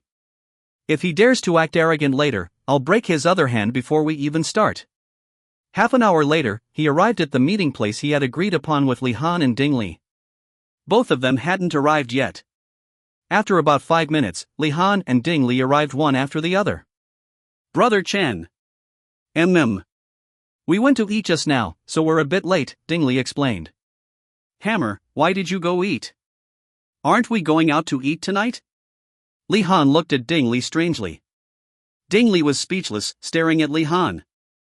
Did this guy really think they were going out to eat tonight? What, are you not full yet? Are you being stingy? Li Han asked, a bit annoyed. Ding Li shook his head helplessly. These two really were planning to feast tonight, weren't they? Brother Chen, how did you get here? Xiao Chen looked at Li Han. The second municipal hospital was quite a distance from here, wasn't it? He didn't run all the way here, did he? I ran here. I even took a wrong turn on the way, Li Han scratched his head and said. Brother Chen, how far is the place we're eating at from here? I'm starting to get hungry, Li Han asked with some concern. Not far, just take a left at the next intersection, Xiao Chen replied. Oh, that's good. If it were another few dozen miles, I would have starved, Li Han said with a happy smile. Xiao Chen shook his head helplessly. All right, since you're hungry, let's go. It's almost time for our appointment. Brother Chen, are we just going like this? Shouldn't we prepare something? Ding Li asked, shivering again at the thought of going. What do you want to prepare? I set the speed dial to 110 on my way here. If something goes wrong, I can call the police immediately. Xiao Chen couldn't help but cry and laugh. Was that really necessary? But thinking about Ding Li's courage, he felt somewhat relieved. The fact that he dared to come was already pretty good. And, I bought a knife on the way. Ding Li looked around, then took out a spring knife about the size of his palm from his pocket. What's this knife for? Li Han took it over, applied a little force, and heard a snap as. Chapter 48, Banquet. Beneath the cloak of night, Longhai was aglow with the vibrant hues of revelry.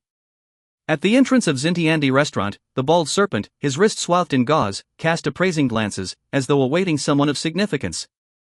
Behind him stood scores of somber youths, devoid of the typical ruffian airs, exuding an aura of solemnity. Here he comes. Suddenly, the bald serpent remarked, advancing a few steps. Several black sedans glided to a halt outside Xintiandi, their doors opening to disgorge a man in his 40s. Brother Xing, you've arrived. The serpent, upon seeing the newcomer, flashed a smile tinged with deference. Lord Xing. The scores of black-clad youths bowed respectfully, their salutations resounding like thunder. Such a spectacle drew the gaze of many passers-by, especially young tourists in Longhai, whose eyes lit up, perhaps pondering if this were a scene from a gangster film. Yet, some recognized the man's identity, the hallmaster of the Falcon Hall within the Fei Ying gang, Huang Xing. Revered on the streets as Lord Xing. Huang Xing nodded, his gaze sweeping over the scores of black-clad youths. Big Snake, dismiss them all for now. Yes. The bald serpent nodded deferentially. Huang Xing said no more, leading a few trusted confidants into Xintiandi restaurant. Everyone, disperse for now. With a wave of his hand, the bald serpent also proceeded towards the restaurant. 7 or 8 black-clad youths surrounded, reaching out to seize 2 youngsters.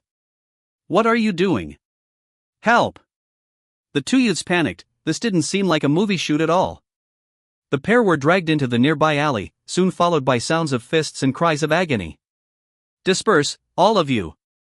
The bald serpent threw out the command, then turned and strode into the restaurant, ascending to the 4th floor. Big Snake, are all the arrangements in place?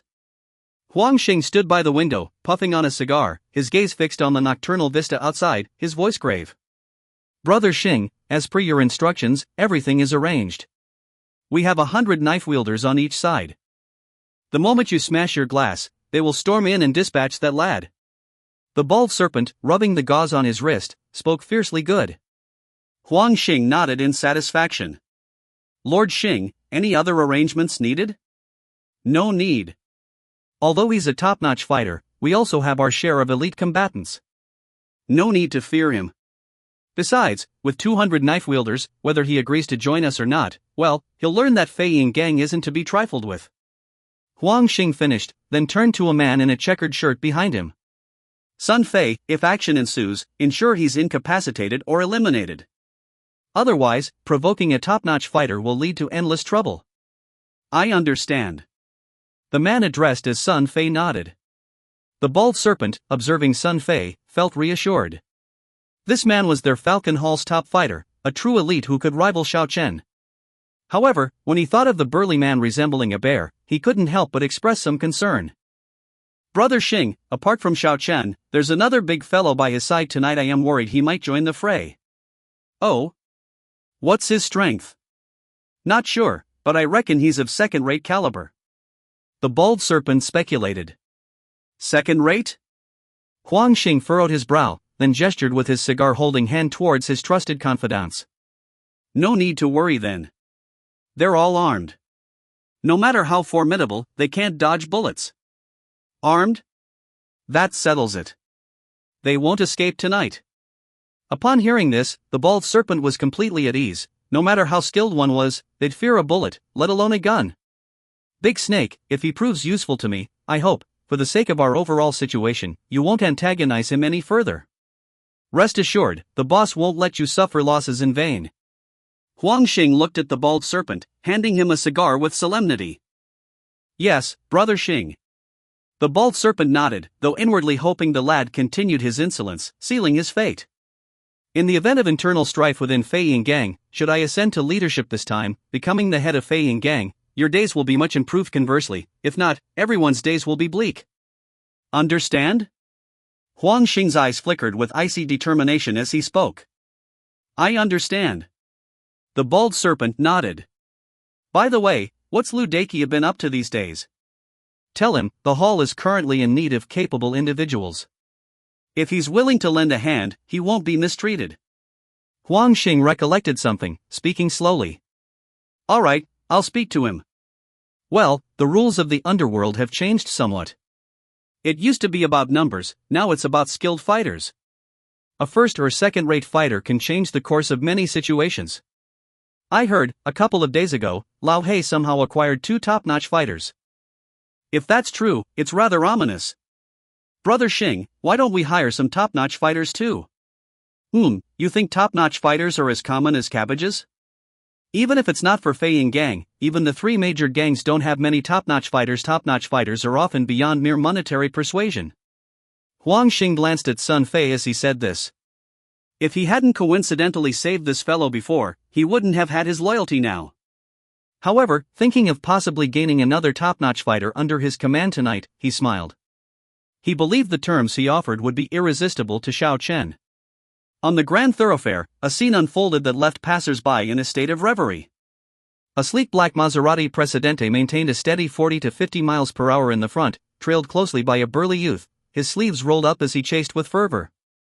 This robust youth, standing around 2 meters tall, appeared like a silhouette in the distance, his long legs swinging back and forth, each stride covering nearly 2 meters. Brother Chen, slow down a bit, I can't keep up.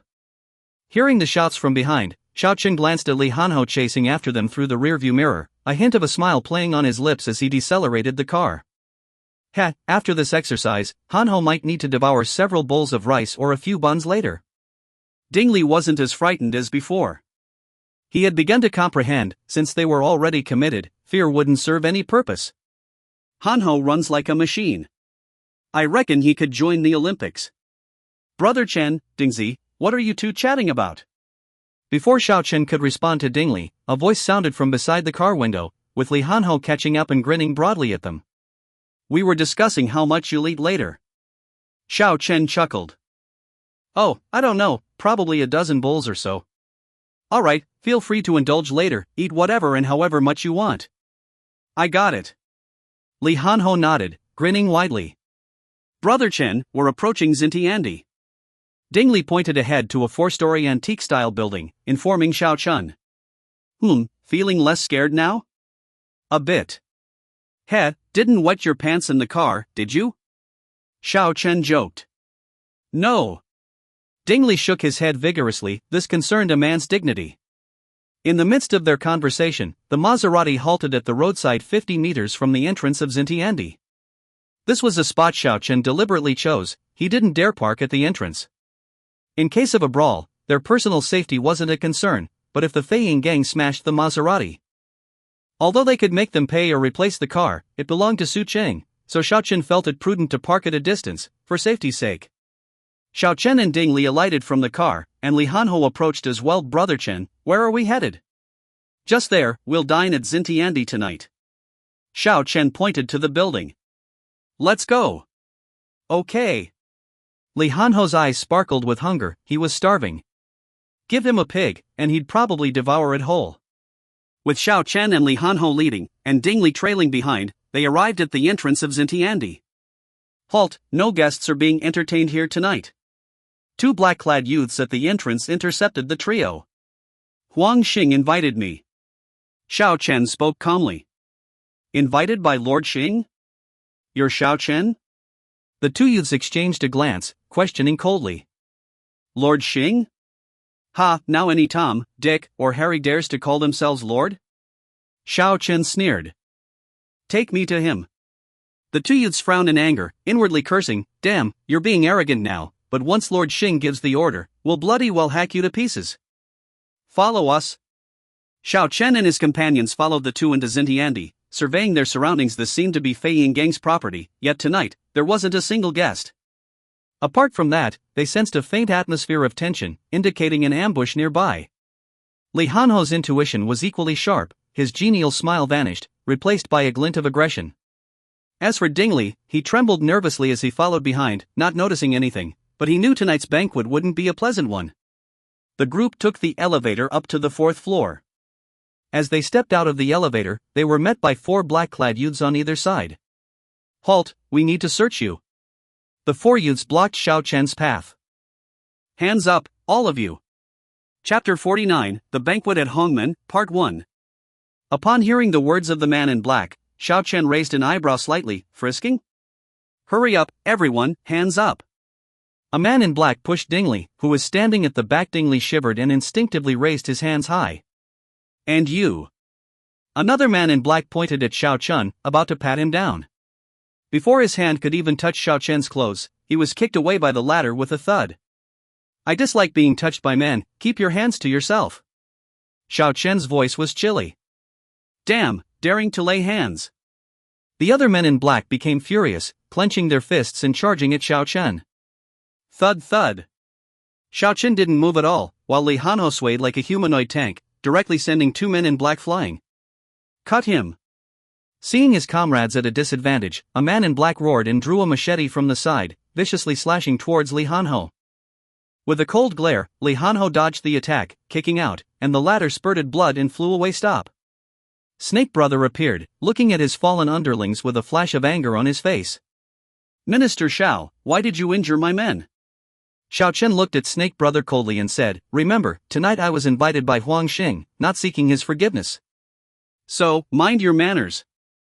Brother Snake, they weren't allowed to frisk. Heh, guests are guests, no need for frisking. Before Snake Brother could speak, Huang Xing emerged from inside. He glanced at Xiao Chen, inwardly surprised. Such a young top-notch expert? Heh, you must be Minister Xiao, right? Hello, I'm Huang Xing, the master of the Eagle Hall and the Flying Eagle Gang. While Huang Xing assessed Xiao Chen, the latter was also sizing him up. Of average build, somewhat sinister-looking, slightly plump, with a hint of a gang boss's demeanor. Yes, I am Xiao Chen. Xiao Chen nodded indifferently, showing no intention of shaking hands with Huang Xing. Ridiculous, they were all lying in ambush, waiting to cut him into pieces, and he wanted to shake hands? Observing Xiao Chen's attitude, a cold light flickered in Huang Xing's eyes, but he didn't show anything on his face. Minister Xiao, please come in, let's eat and chat, shall we? Alright, Deheo, let's go, let's eat inside. Okay. Li Hanho nodded, finally able to have dinner. He was almost starving to death. Huang Xing glanced at Li Hanho. Wasn't he the guy Snake Brother mentioned? Seems quite strong. However, he didn't pay much attention to his arrangements and preparations again. No matter how formidable, can he dodge bullets? Today, this was his home field, and he would stage the play however he wanted. Xiao Chen led Li Hanhou and Ding Li inside, while Huang Xing signaled Snake Brother with his eyes, and the latter nodded, making a gesture. This scene fell into Xiao Chen's eyes, but he didn't mind. He dared to come today, so he was prepared for anything. Minister Xiao, please have a seat. Okay. Xiao Chen sat down, his gaze sweeping over Sun Fei in a floral shirt. This one should be a skilled fighter. Minister Xiao, what would you like to eat? Huang Xing asked with a smile. Do you have a menu? Ha? Huang Xing was momentarily stunned. He was just being polite, but this guy took it seriously? He actually wanted a menu? Damn, was he really naive or pretending to be naive, unaware of the significance of this banquet tonight? What, such a big restaurant, no menu? Xiao Chen furrowed his brow, sounding somewhat displeased. We do, of course. Suppressing his anger, Huang Xing waved his hand. Get the menu for Minister Xiao, let him order whatever he likes. Yes. Xiao Chen took the menu and casually handed it to Li Hanhou. Daheo, whatever you want, just order. Thank you, Brother Chen. Li Hanhou nodded with a smile, took it, and without hesitation, ordered more than 10 dishes, all substantial dishes, either fish or meat. Enough? Xiao Chen asked with a smile. Yes, enough. Oh, right, add braised lion's head for me. Li Hanhou remembered something and shouted. Huang Xing's mouth twitched a few times. Damn, did they really think they were here tonight for a meal? If things go south later, damn it, I'll mince you all into meat sauce and make braised lion's head out of you. Ding Li, what would you like to eat? Master Huang is treating, no need to be polite. Xiao Chen looked towards the pale-faced Ding Li. I'm fine. I'm not hungry. Ding Li shook his head, stuttering. Oh. Xiao Chen ordered a few more dishes, then tossed the menu onto the table. Master Huang, have a look and see what else you'd like to order. Under the table, Huang Xing clenched his hand tightly, then relaxed it, forcing a smile. That's enough, shall we have some drinks? Mutai? Sure, get the dishes ready quickly. Huang Xing waved his hand, and the waiter hurried off. Minister Xiao, I invited you here today because of the conflict a few days ago. I think it's just a misunderstanding, don't you? If Master Huang calls it a misunderstanding, then it is. Xiao Chen chuckled.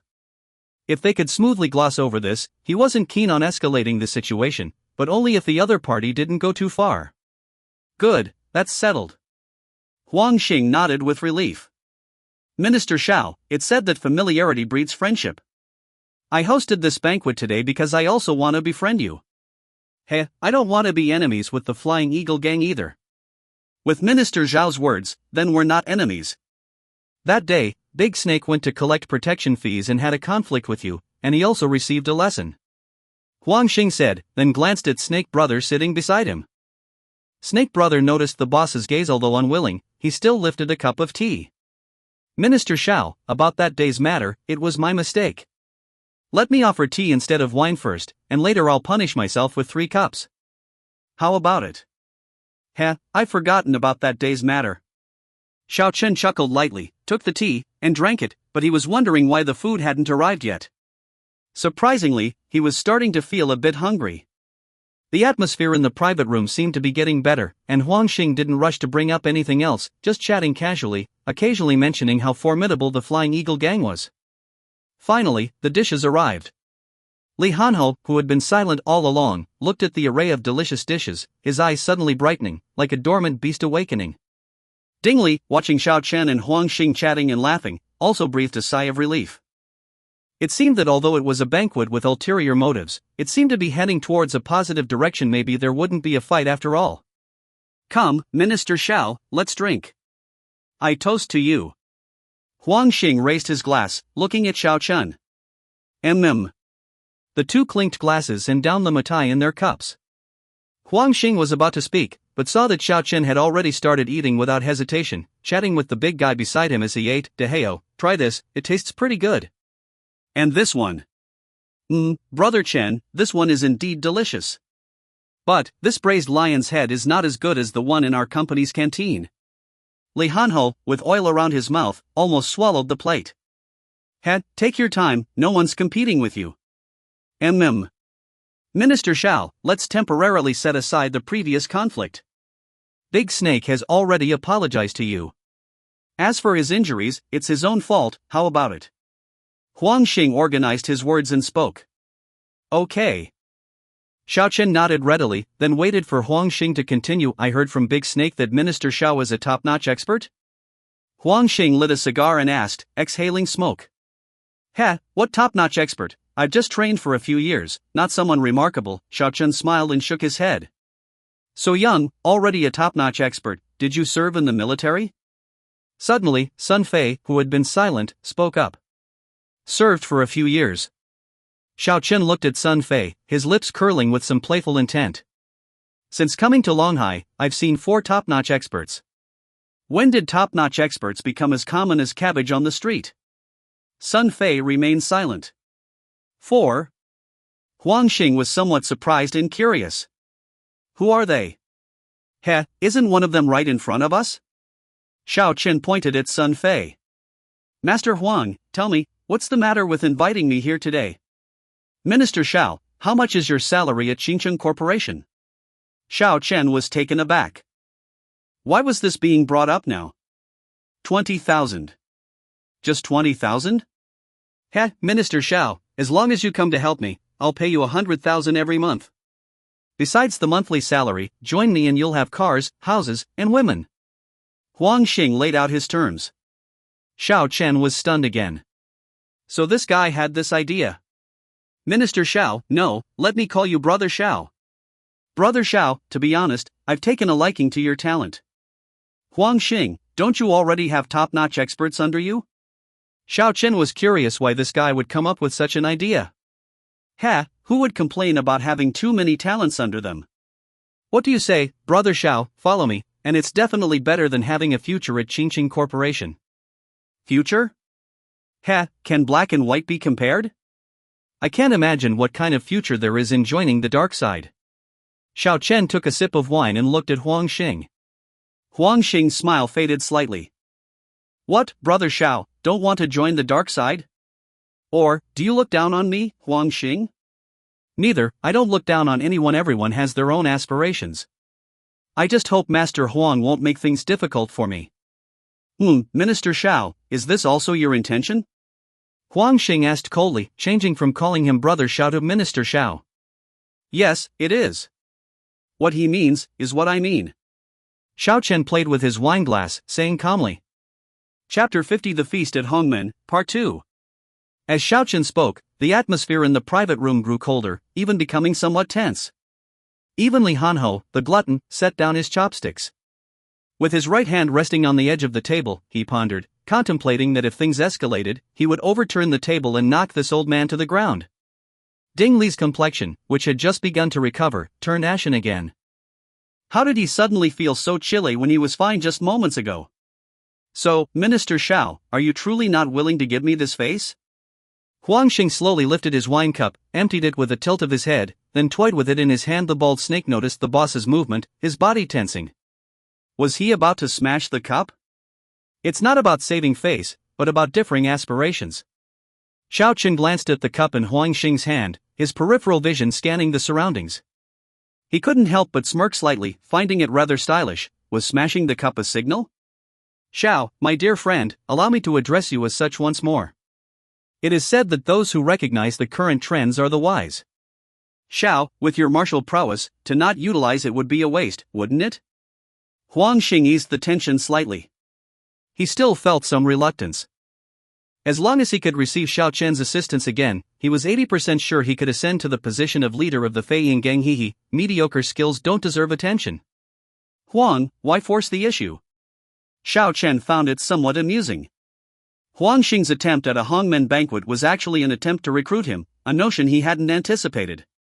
However, recalling Su Qing's mention of internal strife within the Fei Yin Gang, he felt it might be related after all. After all, a first-rate master could change many situations. Right now, Huang Xing saw him as a tool, a blade to clear obstacles for him. Mediocre skills? In the Fei Yin Gang of tens of thousands, how many possess the mediocre skills of Xiao, my dear friend?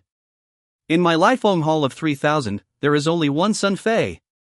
Huang Xing paused, then continued, as long as you join me, what I said just now stands, and I can make you the deputy hallmaster of Lifeng Hall. Beneath me, above 3,000 others, how about it? With these words, the bald snake's expression changed slightly, feeling somewhat uncomfortable. He had served the Lifeng Hall for many years, and now he was only a leader. Why should Xiao Chun, just arriving, be made a deputy hallmaster? If Master Huang says so, then wouldn't I seem a bit unappreciative if I don't agree? Xiao Chen chuckled lightly. Deputy hallmaster? He didn't even regard the entire Fei Ying gang, let alone a mere deputy hallmaster. In the end, they were not on the same level. Huang Xing was striving for nothing more than the position of leader of the Fei Ying gang with all his might, while Xiao Chen's perspective was higher. He didn't even consider the Fei Ying gang a second-rate force in his eyes, despite its significant presence nearby, boasting over 10,000 followers. My dear Xiao, have you agreed? Huang Xing was pleased. I decline. What? Huang Xing was stunned, then his expression turned grim. Are you playing me? No, it's just as I said, we have different aspirations. Xiao Chen glanced at Li Hanho. Han, are you full? I am. And you? Xiao Chen turned to Dingli. I'm full too.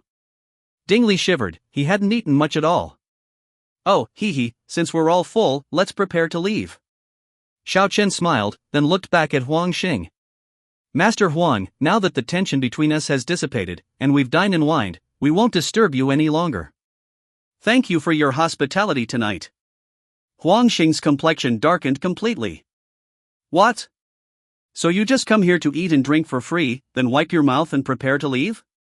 There's no such thing as a free lunch. No, a free dinner. What are you thinking, expecting something for nothing?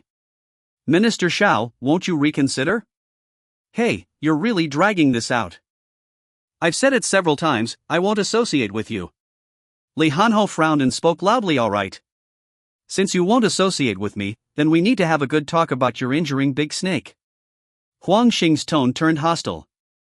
Huang Master, didn't we say this matter was in the past? Xiao Chen pretended to be helpless, but inside, he sneered repeatedly. If you're with me, then you're my brother, and of course things can be forgiven. But you're not with me. Someone injured my brother, dishonoring my Fei Ying gang. If I don't do something about it, how can I, Huang Xing, continue to thrive in this world? Huang Xing said coldly. What do you want to do then? Xiao Chen lazily leaned back in his chair, no longer interested in playing along. I, Huang Xing, have always believed in an eye for an eye. You disabled my brother's hand, so I'll use 2 hands to return the favor. And as for those 2, they'll each lose a hand too. Huang Xing gripped his wine glass, a sinister expression on his face. Disable my 2 hands? On what grounds?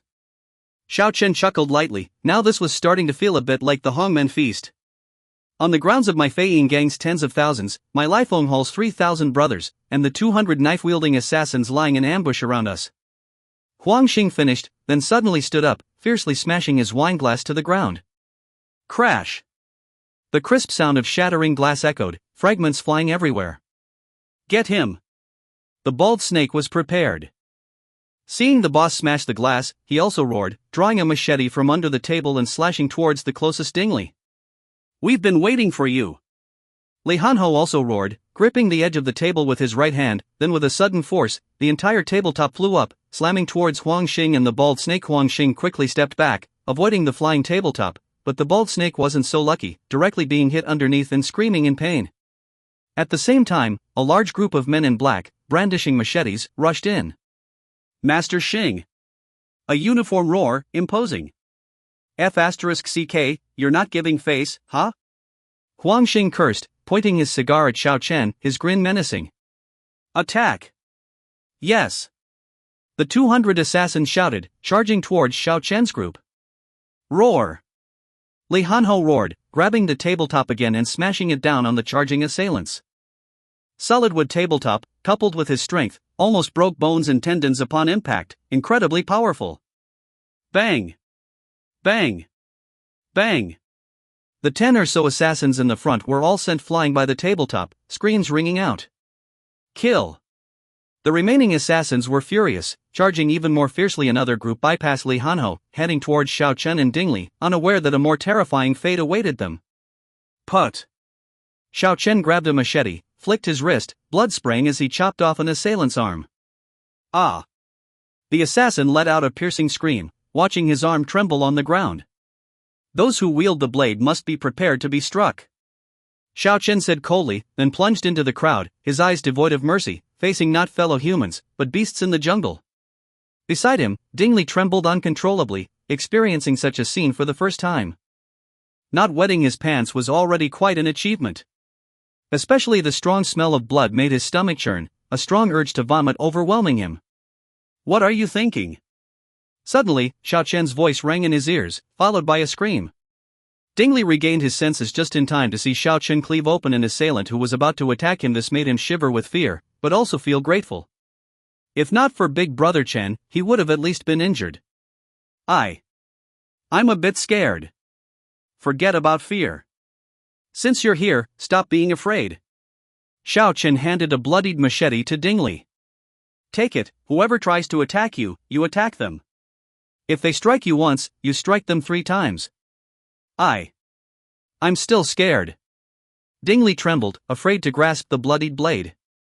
You wanted to build courage, didn't you? Wanted to become a real man? Do you still want to be bullied? If you don't want to be bullied, then take this blade. Xiao Chen's voice turned cold, kicking away an assailant who was charging at them. Hearing Xiao Chen's words, Ding Li gritted his teeth, extending his trembling hand to grip the bloodied blade. I don't want to be bullied. Remember, the fear in your heart is often scarier than a few cuts. I'll overcome my fear. I'm not a coward. Ding Li clenched the bloodied machete tightly, veins bulging on his hand. All right, then prove yourself. Xiao Chen patted Ding Li's shoulder. If he chose to come, he needed to gain something from it. Aha! Afraid Ding Li wouldn't dare to swing the first blow, Xiao Chen slapped an assailant towards him, uttering a single word, strike. Strike! Ding Li understood Xiao Chen's intention, grit his teeth, closed his eyes, and swung the machete. Holy **T. Watching Ding Li's strike, even Xiao Chen was startled. Not only did he not swing it, but when he did, he aimed straight for the assailant's head.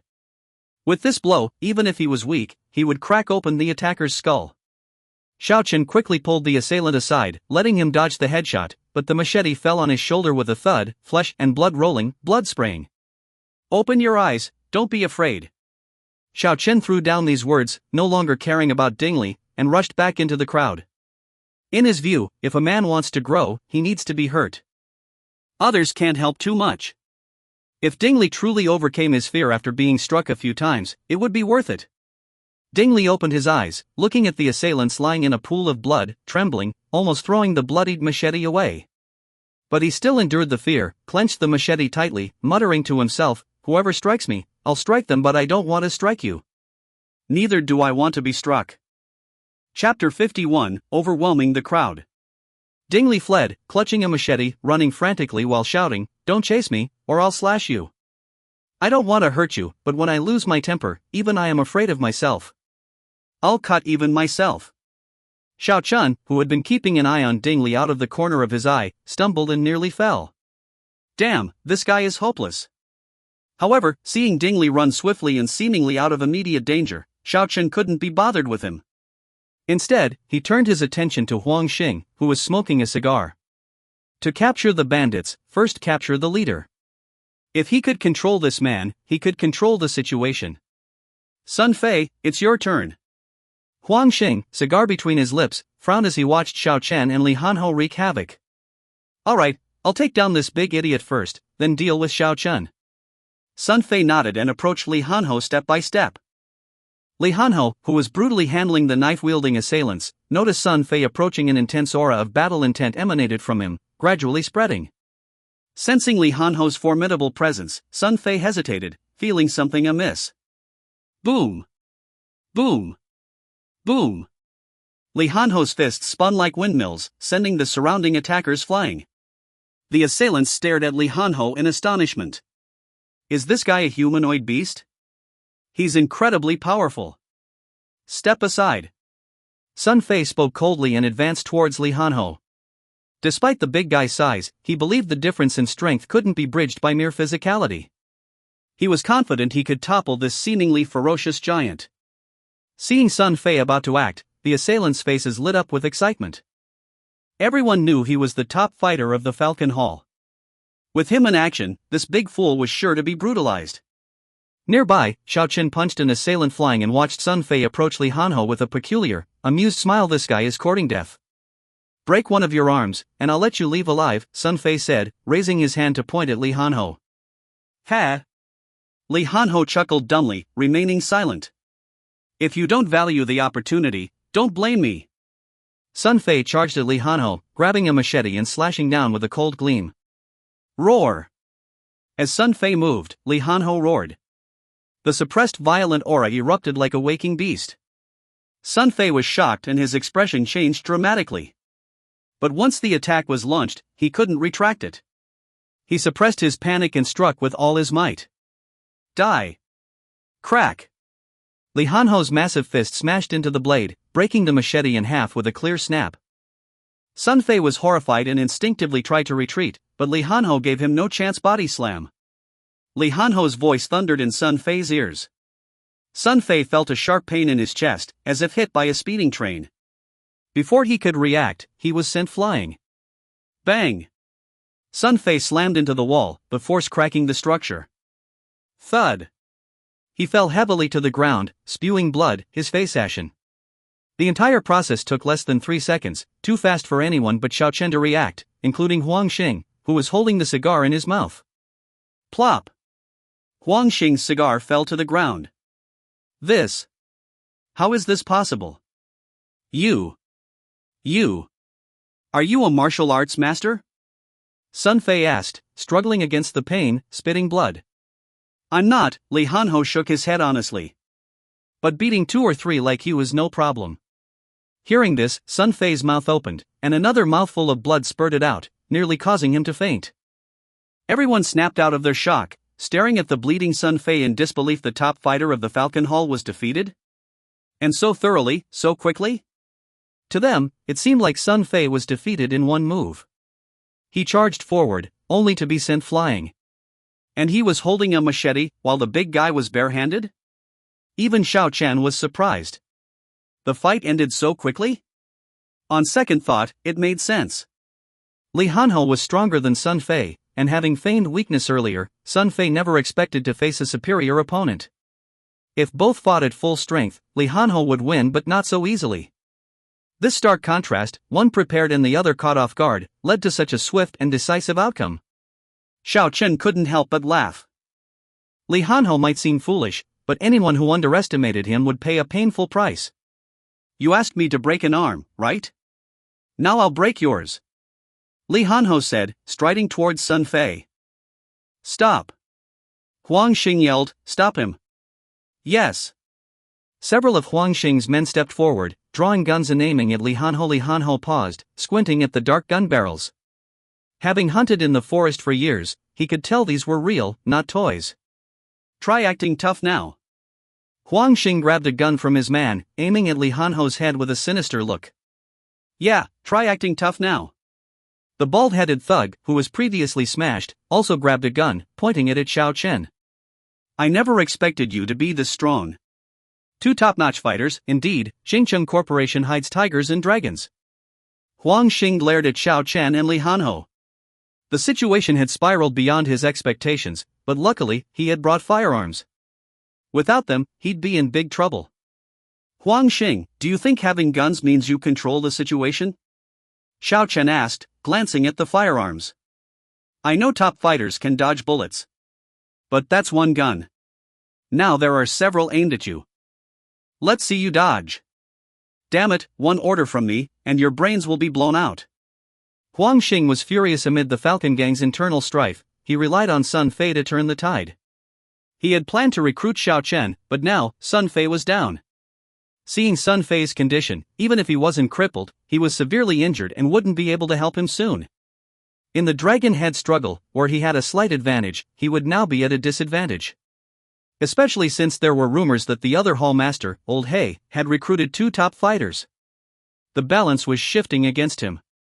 Thinking of this, Huang Xing gritted his teeth, wishing he could blow Xiao Chen and Li Hanho's heads off. Don't shoot. If you shoot, I'll detonate the bomb. Suddenly, a trembling voice drew everyone's attention. Xiao Chen was startled, turning to Dingley. A bomb? Kid, what did you say? Huang Xing pointed his gun at Dingley. I said, if you shoot, I'll detonate the bomb, and we'll all die together. Dingley, trembling more at the sight of the gun, shouted. Huang Xing looked at the trembling Dingley with disdain. You, a bomb? Don't believe me? Try it. Huang Xing's gaze made Dingley furious. He tore open his t-shirt, revealing something wrapped around his waist. Around Dingley's waist was a large circle of yellow tape, tightly sealed, hiding the contents. From the outside, it looked like the bombs in TV shows. There was also a small section of wire and a remote control, which Dingley now held. If I press this detonator, none of us will survive. Are you trying to scare me? Huang Xing squinted. Do you think I'll believe this is a bomb? Don't believe me? Try it. We'll die together. Dingley, somehow summoning courage, shouted. Since we dared come to this banquet, didn't you think we'd be prepared? Hearing this, Huang Xing's eyes narrowed. Could it really be a bomb? The surrounding gunmen and knife wielders were also taken aback. Some instinctively stepped back. If it was a bomb, they'd all be dead. Xiao Chen also stared at the thing around Dingley's waist. He didn't believe it was a bomb. For one thing, Dingley was too timid to strap a bomb to himself. How could that be possible? However, Xiao Chen found it amusing. Dingley had gone through a lot to prepare for tonight. He had set up speed dial to 110, bought a switchblade, and now a fake bomb. Kid, do you think I'm an idiot? Huang Xing sneered, finger on the trigger. Wanna try? Fine, I'll grant your wish. Dingley, seeing Huang Xing's action, shivered, panic written all over his face. He almost dropped the detonator. Xiao Chen knew this was bad. This guy was too green, and Huang Xing's bluff had exposed him. As expected, Huang Xing saw Dingley's reaction and felt assured. His expression turned sinister. Men, kill the 3 of them. Anyone who moves, shoot them in the head. Yes. The assailants, realizing the bomb might be fake, were furious they had been deceived. Don't come closer, I'll really detonate it.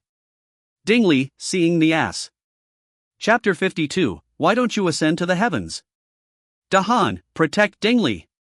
Xiao Chen gripped his machete tightly, his figure blurring into a shadow as he charged into the fray of knife-wielding assailants.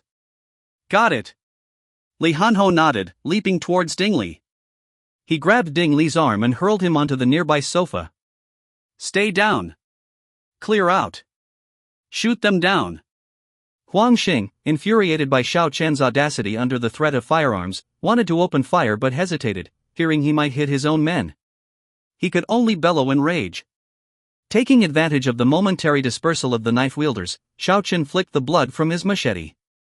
His form, ghostly and swift, appeared before Huang Xing in an instant. Watch out.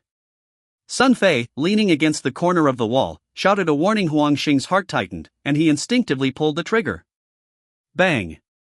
The sharp report of a gun echoed, and a knife wielder fell, his chest blooming with blood.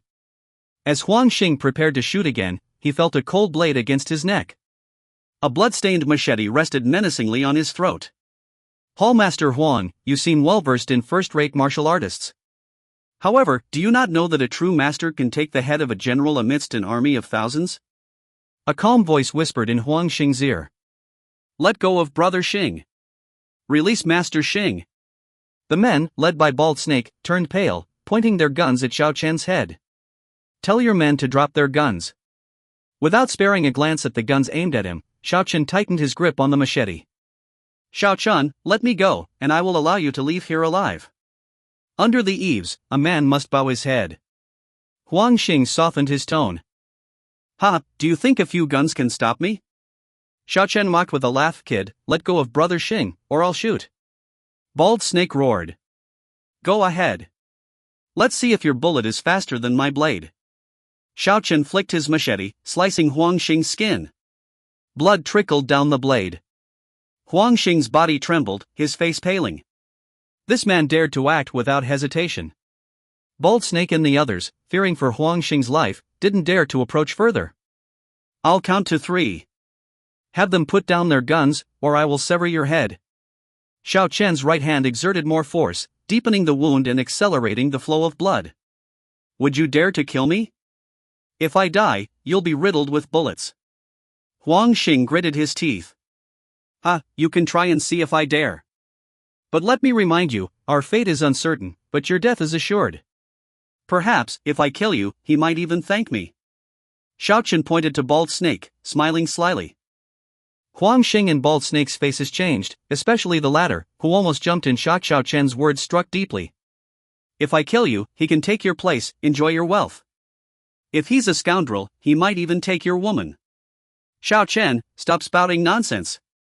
Brother Xing, Bald Snake was panicked, shouting loudly. Enough, let me start counting. Xiao Chen, if you kill me, aren't you afraid of being hunted by the entire Flying Eagle gang? If I kill you, the other hall leaders will likely be very grateful. 1.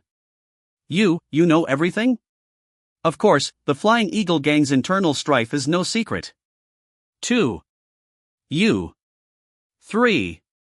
Before Huang Xing could respond, Xiao Chen pressed harder, causing blood to spurt. No, everyone put down your guns, drop them now. The intense pain terrified Huang Xing, making him feel the cold grip of death. This sensation chilled him to his core, his soul quaking. Xiao Chen precisely stopped his blade, which had begun to slice into Huang Xing's muscle, with the precision of a surgeon wielding a scalpel. Huang Xing's body trembled. He believed that if he had hesitated a second longer, his artery would have been severed, and blood would have gushed like a fountain. You just saved your own life. Xiao Chen's smile remained unchanged. Drop your guns, quickly, drop them all. Fear surged in Huang Xing's heart. He regretted arranging tonight's trap. His loyal men slowly lowered their guns, but Bald Snake hesitated, knowing that without their weapons, they had no leverage against Xiao Chen's terrifying prowess. See, wasn't I right? Xiao Chen pointed at Bald Snake again, smirking. Damn it, Bald Snake, put your gun down. Do you want me to die? Huang Xing yelled furiously. Brother Xing, don't listen to him. I have no other intentions. Then put the gun down, damn it. I'm bleeding out here. Bald Snake gritted his teeth and slowly lowered his gun. Dahan, collect their guns. Seeing them disarm, Xiao Chen relaxed slightly. Though confident in escaping gunfire, Dahan and Ding Li were not as fortunate. Li Hanhou stepped forward, picking up the guns from the ground, and then stood beside Xiao Chen, giving a thumbs up. Brother Chen, you're impressive. Xiao Chen, can you let me go now? Huang Xing, having lost so much blood, felt dizzy. Sure. Xiao Chen nodded and removed the machete from Huang Xing's neck. As long as they were unarmed, he and Dahan could easily cut their way out. No one could stop them. Huang Xing staggered, nearly collapsing. Xiao Chen glanced at him and swiftly pressed several points around his neck. The bleeding slowed visibly. Huang Xing felt the change, his eyes widening. What kind of technique was this? Could blood be stopped so easily? Bald Snake and the others were equally astonished. Was this not something out of a martial arts novel? Stopping blood flow by pressing acupuncture points? Sun Fei, who had been cowering in the corner, felt his eyelids twitch. Who exactly was this Xiao Chen? Don't be nervous, I'm just stopping your bleeding. No need to thank me. I have some matters to discuss with you. If you bleed to death, who would I talk to? Xiao Chen spoke nonchalantly. Huang Xing gritted his teeth. Damn it, acting like my injury had nothing to do with you? Should I be thanking you? Hallmaster Huan, we've eaten, we've drunk, we've fought. Now, shall we have a proper discussion? Xiao Chen pulled up a chair and sat down. What do you want to discuss? As for Bald Snake collecting protection fees from the Qingqing Company, I was willing to let it go after his apology. But then you sought revenge. Now we must settle the score. Settle what? How much protection money did you collect from Qingqing Company? Now, return it threefold, and we'll call it even. Hearing Xiao Chen's demand, Huang Xing and his men's faces turned ashen. What? Return the protection money? And threefold? Damn it, was this protection money or a high-interest loan? If they conceded to this, how could they maintain any face in the underworld? What's wrong? Unwilling to return it? Xiao Chen raised an eyebrow. Xiao Chen, aren't you being too excessive? Huang Xing roared. Excessive? Ha, when you bullied me, why didn't you say that? But we provided protection for Qingqing Company. Protection? Ha, tell me, since you started collecting protection fees, what protection have you provided, and how many problems have you solved for Qingqing Company? I am reasonable. If you did your job, I won't ask for a penny back. Huang Xing looked at Bald Snake, who shook his head helplessly. They had only collected money and never offered any protection. Seeing Bald Snake's reaction, Huang Xing's mouth twitched. Even if we did nothing, it's because troublemakers knew Qingqing Company was under our protection, so they dared not cause trouble. Seriously? If you're that powerful, why don't you ascend to the heavens? Why not save the world? Enough nonsense, are you returning the money or not? Xiao Chen's patience waned, his eyes glinting with menace. Huang Xing shivered, recalling the near-death sensation. He gritted his teeth and conceded, fine, we'll return the protection fees. But can it be less than threefold? Fourfold? What? You just said. Fivefold. All right. Fivefold it is. Huang Xing was on the verge of tears. If he delayed further, it might soon become sixfold. Actually, you could have held out longer. I hadn't even reached tenfold yet. Xiao Chen's expression softened into a smile. Hallmaster Huang, a wise man knows when to yield. You're a smart person. Not only Huang Xing, but even Bald Snake and the others felt like crying. This couldn't get out, or they'd lose all face in the underworld, so, how much did you collect in total? Bald Snake, how much? Huang Xing asked, unsure. I think. Don't think. If you guess wrong, we'll add another fold. Xiao Chen warned. Bald Snake's mouth twitched. He scratched his bald head, unsure. Bald Snake, think carefully before you speak. Huang Xing cautioned. Can I call Lu Dakue? He shared the money monthly, he might remember. What? He got a cut too? Xiao Chen was enraged. Traitor! Yes. Damn it, next time I see that bastard, I'll break his legs. Call him. Yes. No need to call. You've been collecting for a year. You started when I joined the company, and I've been there for a year. Suddenly, Dingley spoke up softly. A year? 3,000 a month, right? So that's 36,000. Fivefold. 180,000. Huang Xing quickly calculated. Ha, Hallmaster Huang, your math is impressive. You should have been a scholar. Let's round it off. 200,000, and were even originally, I considered asking for some mental anguish compensation, but let's forget it. What? Mental anguish? Yes, look at tonight, with all the knives and guns. Didn't it scare the wits out of me? Don't I deserve some compensation? Look at the kid, he's terrified. Shouldn't I get something for that? Xiao Chen pointed at Dingley. Of course. 200,000 it is. Huang Xing nodded hurriedly, afraid Xiao Chen might raise it to 300,000 if he delayed. Chapter 53, He is Unstoppable. Beep, beep. The bank notification chimed, signaling the arrival of 2 million. Beside him, Dingley was flabbergasted. Earning 2 million just like that? This money came too easily, didn't it? However, as he glanced at the machetes and a few pistols on the ground, recalling the life and death crisis earlier, he shivered. Damn it, it wasn't easy at all. Only someone as formidable as Brother Chen could make money like this. Typically, it's the gangsters extorting others. When have gangsters ever been extorted? Now he had seen it all. No doubt, Brother Chen was invincible and domineering. Following Brother Chen surely promised a bright future. Xiao Chen looked at the bank notification and smiled in satisfaction, patting Huang Xing on the shoulder. Hallmaster Huang, I believe we are even now? Yes, we are even. Though Huang Xing's heart seethed with the desire to kill this guy, he didn't dare show it on his face, despite his resolve to find a way to eliminate these three later. You're not secretly thinking about how to kill me, are you? Xiao Chen tilted his head, asking casually. No, I admit defeat. Huang Xing's face turned pale, quickly shaking his head. It's not impossible to kill me, as long as you have the skill to do it in one strike. Otherwise, you will be the one to die. Xiao Chen's voice turned icy. No, I wouldn't dare. You'd better not dare next time, this blade might just take your head off. Xiao Chen's gaze swept the room. If anyone wants to die, feel free to come at me. Meeting Xiao Chen's eyes, all the thugs lowered their heads, including Bald Snake. Now, even their boss had suffered so miserably, how could they have the courage to seek revenge? Dahan, Dingli, let's go. Xiao Chen stood, hands in his pockets, and walked out. Brother Chen, what about the guns? Li Hanhou asked. Oh, the spoils of war, right? Hallmaster Huang, do you want them back? If so, I'll sell them to you for 10,000 each. How about it? Xiao Chen turned and asked. Huang Xing's mouth twitched. 10,000 each? Why don't you just rob a bank? On the black market, that price could buy 10 guns. Can we choose not to buy them? Of course, I'm reasonable. I wouldn't force a sale. If you don't buy them, I'll keep them for myself.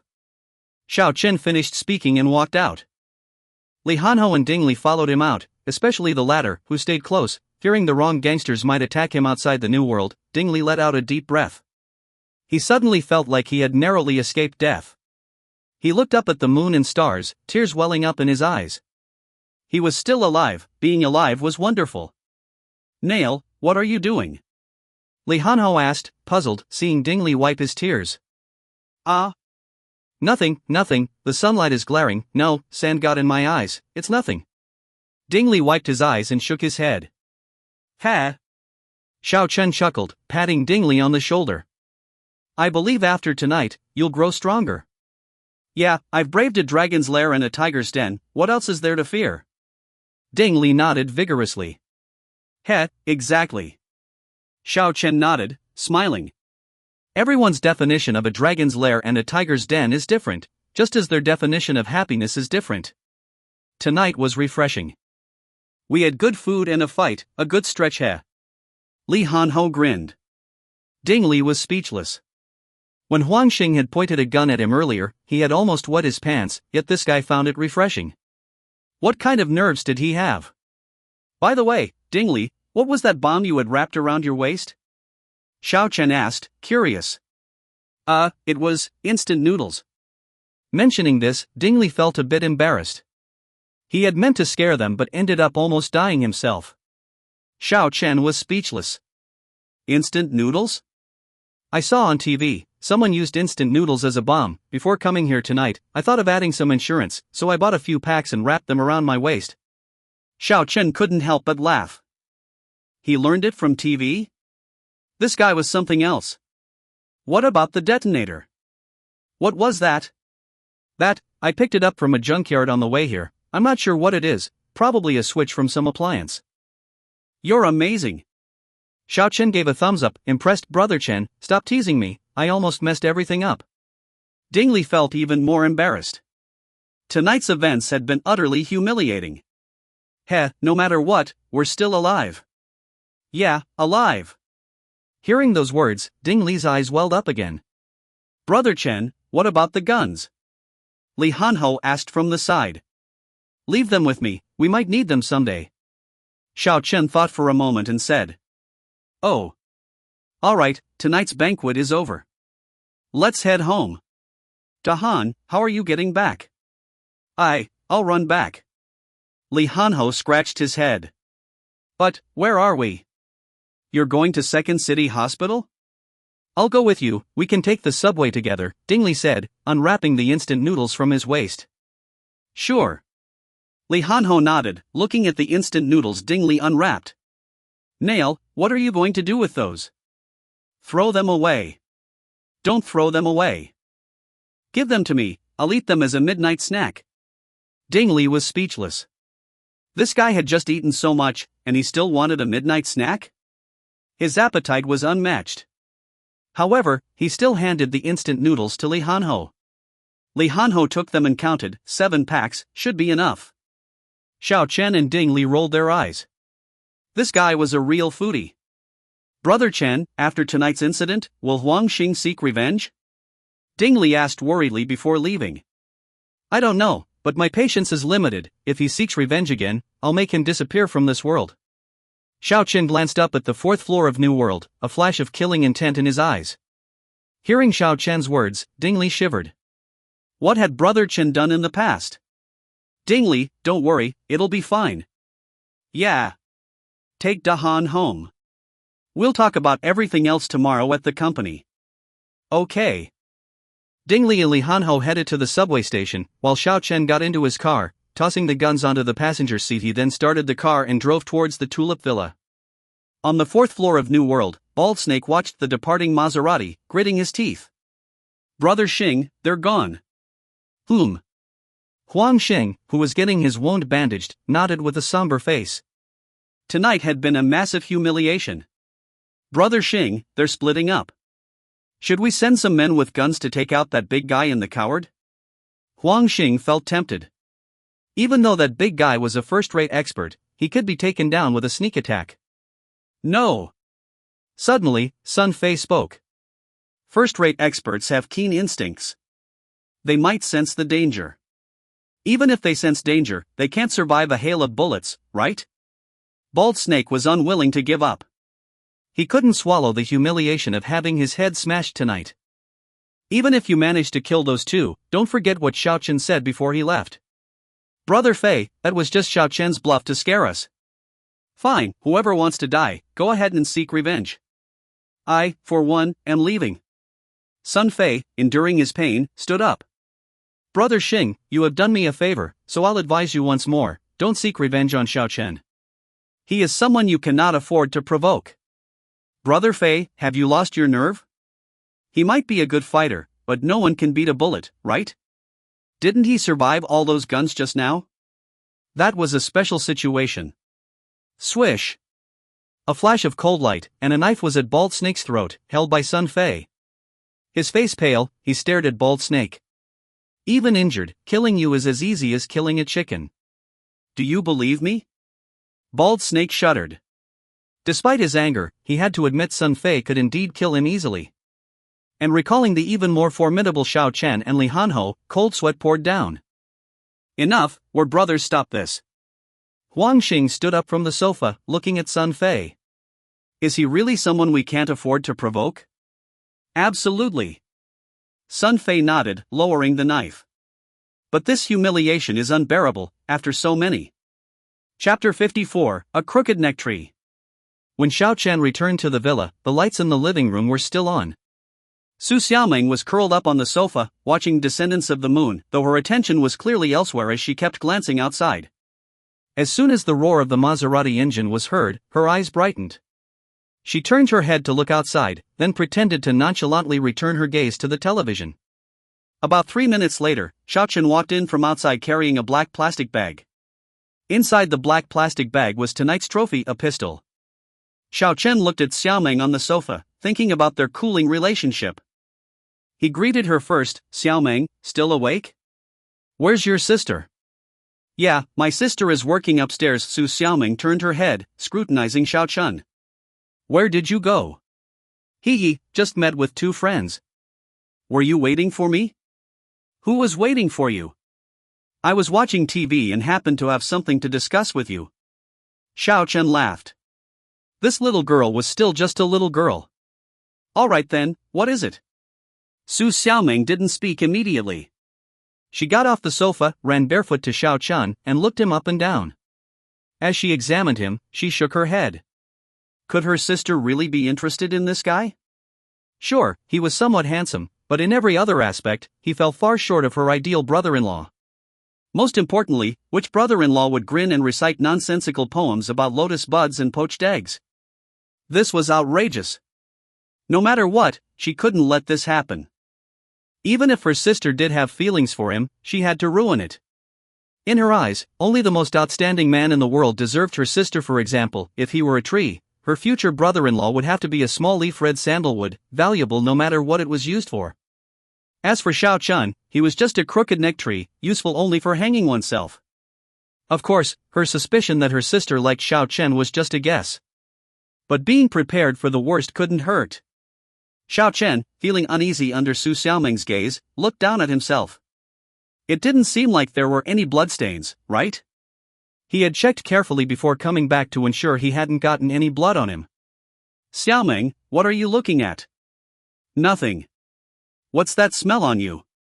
Su Xiaoming sniffed, her nose twitching, and frowned slightly. Xiao Chen's heart skipped a beat. This girl's nose was quite sharp.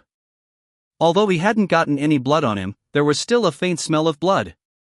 Ah, nothing, maybe it's just sweat from the heat. How about this, I'll go take a shower first, and we can talk later, okay? No need. I just wanted to tell you that I've arranged a race with Inhe for Sunday night. Su Xiaoming glanced upstairs and lowered her voice. Got it. Don't underestimate him. This time, Inhe's bringing his cousin, one of the underground racing gods of Longhai. Didn't I tell you last time?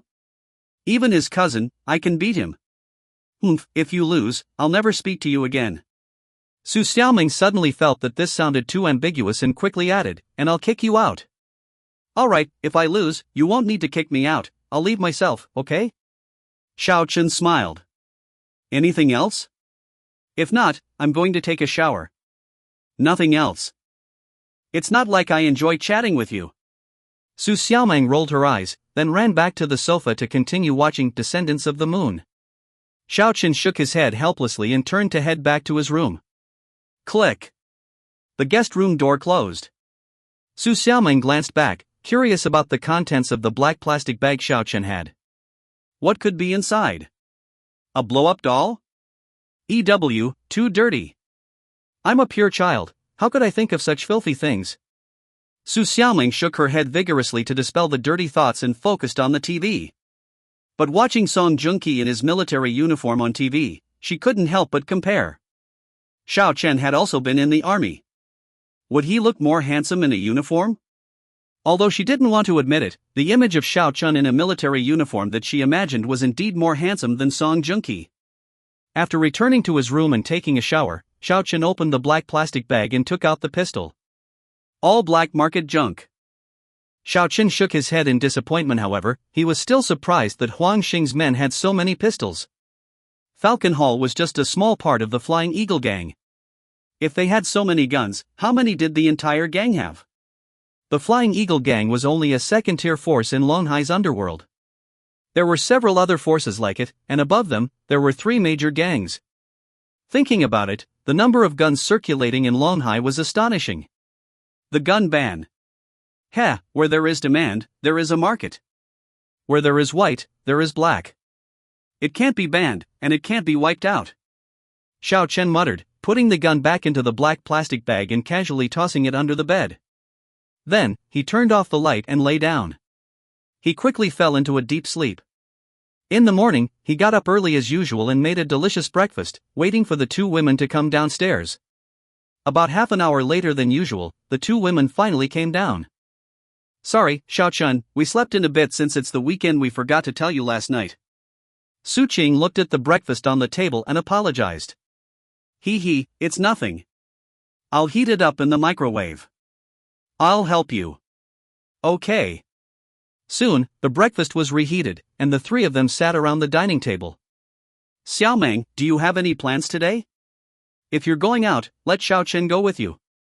It's too chaotic outside these days. Su Qing ate her fried egg and looked at her little sister across the table. I'm not going out today. Oh, well, stay safe at home. How about having Xiao Chen stay at home with you? Su Qing thought for a moment and said. Su Xiaoming's eyes widened. I'm a bit worried about you being alone at home. Su Xiaoming pouted and muttered under her breath, I'm more worried about him being at home. What did you say? Nothing. Let him protect you. I'm not going out today. Besides, I'll lock the door, and I'm a black belt. The security at the Tulip Villa area is quite good. She'll be safe at home. Xiao Chen also spoke up. The person who had been sending threatening letters to Su Qing had said that something would happen to her soon. So, for the next few days, He planned to stick with Su Cheng and not give the person any opportunity. As for Su Xiaoming, he figured the threat was more likely aimed at Su Cheng, and the security here was indeed good. As long as Su Xiaoming didn't go out, she would be safe. Hearing Xiao Chen agree, Su Cheng nodded and said no more. After breakfast, the two drove away from the villa and arrived at the company. Su Cheng went to her office, while Xiao Chen did not go to the security department but instead went to a nearby bank and withdrew 400,000 yuan, splitting it into 2 black plastic bags. Brother Chen. Before he could return to the security department, he ran into Ding Li. Yes. Xiao Chen noticed Ding Li's dark circles and couldn't help but laugh. What's up? Didn't sleep well last night? Every time I closed my eyes, all I could see was blood. Brother Chen, that guy I cut last night, he won't come after me, will he? Ding Li said worriedly. He, are you planning to run away? Maybe leave the country? Xiao Chen shook his head, joking. It's not that bad, is it? Alright, stop worrying. Come to my office. Xiao Chen said, walking towards his office with Ding Li following closely behind. Close the door. Xiao Chen sat down and pointed at the door. Ding Li closed the door and looked at Xiao Chen. Brother Chen, what's up? Here. Xiao Chen threw a black plastic bag to Ding Li. What's this? Ding Li took it and felt it. It was full of bundles. Just open it and see for yourself, won't you? Oh. When Ding Li opened the bag and saw the stacks of red bills, he was stunned and then asked, Brother Chen, what's this for? Nothing special, it's for you. Huh? Ding Li's eyes widened. For him? Yeah, for you. Didn't we get 2 million from Huang Xing last night? Dahai gets 200,000, you get 200,000, to help calm your nerves, Xiao Chen said with a smile. Ding Li was dumbfounded. He had thought this money was for buying something or handling some task. Not that it would be given to him. Seeing Ding Li's expression, Xiao Chen laughed. What's wrong, too little? No, it's not that, Brother Chen. I can't take this money. I didn't do much last night, just held you back. Ding Li shook his head vigorously, then put the money back on the table. A hint of appreciation flashed in Xiao Chen's eyes. He had found another one of Ding Li's good qualities. Take it. Doesn't it cost money to buy spring knives? Or instant noodles? No, that doesn't cost much at all. I can't take this. Xiao Chen smiled, stood up, and stuffed the money back into Ding Li's hands. Ding Li, or should I call you Nail? Nail, are we brothers? Yes. Ding Li nodded vigorously. Then that's settled. From the moment you decided to come with me, I considered you my brother. If you don't think it's too little, if you consider me a brother, then take it. But if you don't take it, get out of my office. I don't consider you my brother anymore. Xiao Chen pretended to be angry when he saw Ding Li still hesitating. Ding Li trembled, his eyes turning red. He wasn't afraid, but moved. Brother Chen, I'll take it, but 20,000 is too much.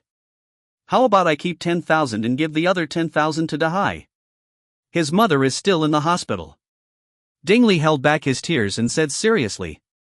Seeing Ding Li's sincerity, Xiao Chen thought for a moment and nodded.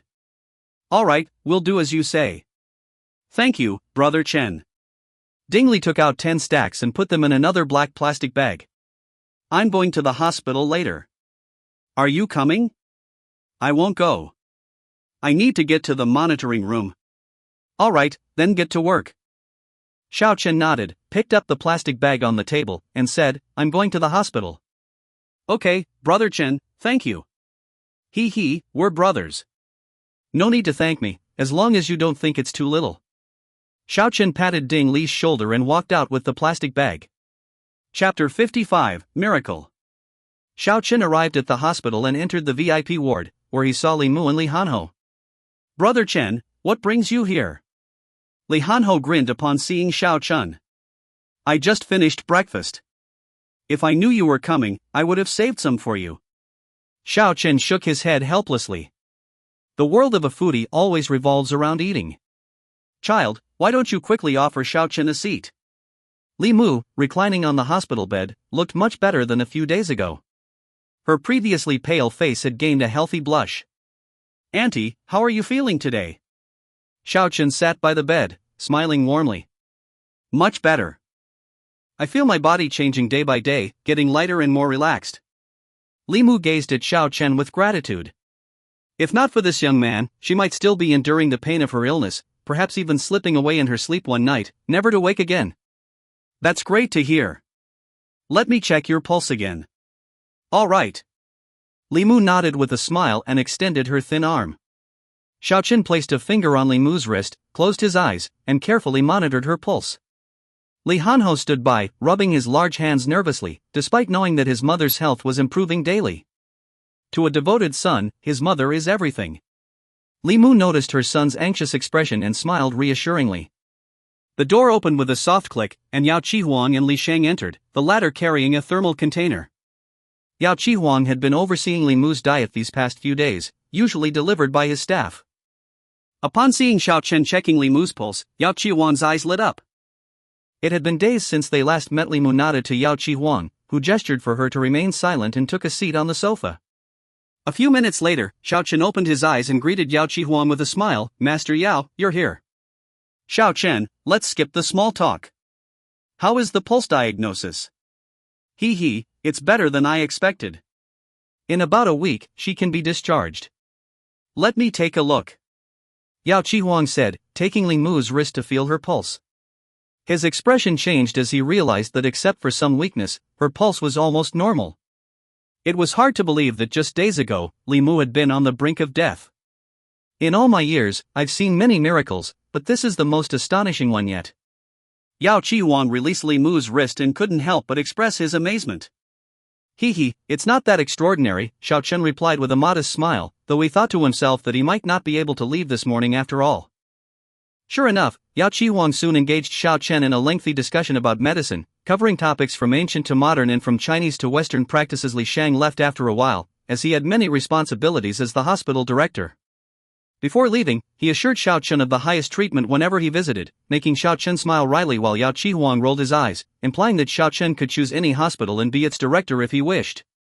Throughout the morning, Yao Qihuang repeatedly praised their conversation, valuing it as much as 10 years of medical study, and Xiao Chen learned a lot despite his extensive medical knowledge. Xiao Chen, are you free this evening? I'm returning to Beijing tomorrow. Before leaving, Yao Qihuang held Xiao Chen's hand and asked. Xiao Chen thought for a moment and nodded. All right, Master Yao. Just tell me the time and place, and I will be there. Ha, excellent. Yao Qihuang left the hospital, visibly delighted. Xiao Chen returned to the ward, carrying a black plastic bag, and called Li Hanho out. Brother Chen, what's up? Here. Xiao Chen tossed the plastic bag to Li Hanho. What's this? Something tasty? Li Hanho asked in his deep voice as he caught the bag. Xiao Chen rolled his eyes. Open it and see. Oh. Li Hanho opened the bag and found a stack of money inside. Brother Chen, what's this for? It's for you. Take it. For me? Yes. Last night, we made some money.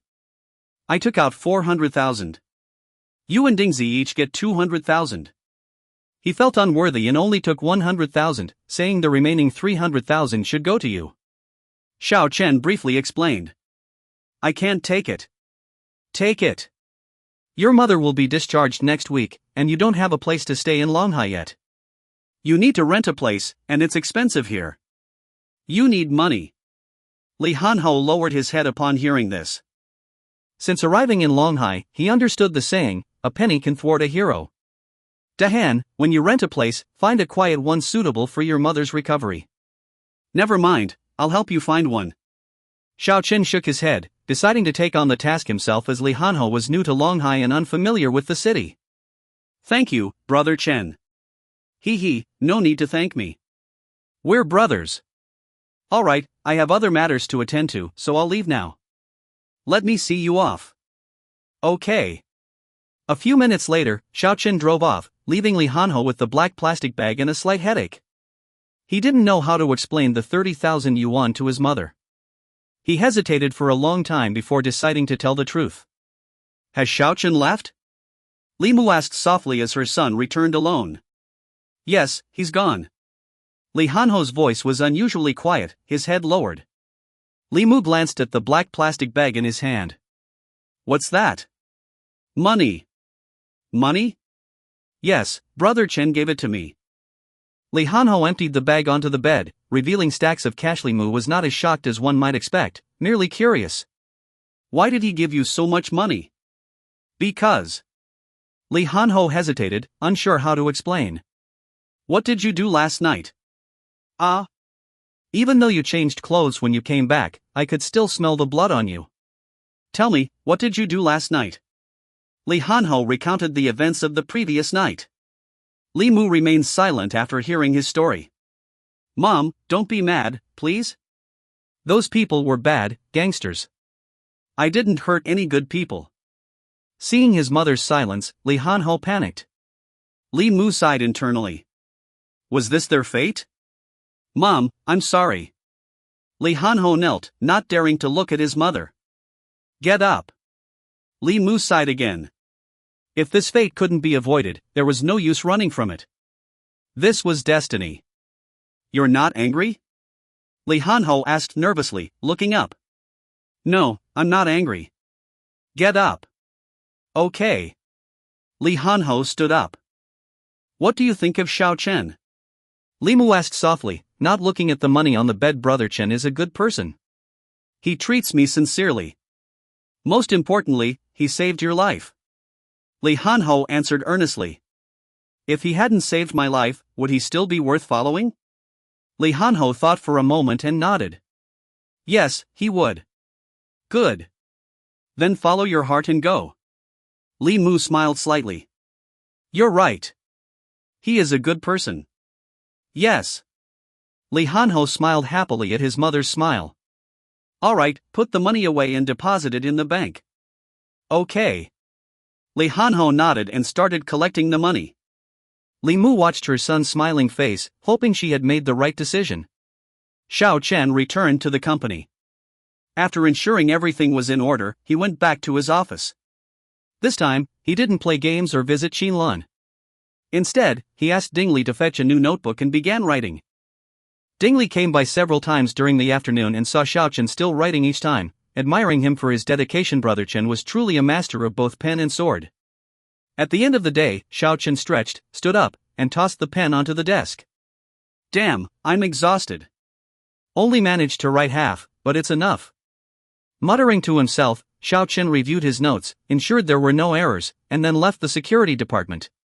About 10 minutes later, he and Su Qing left the company.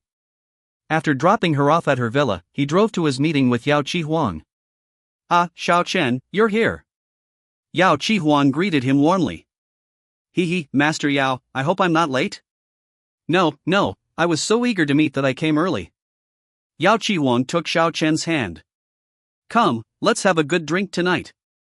Sure. Xiao Chen readily agreed. Tonight, Yao Qihuang had invited no one else, not even Li Shang.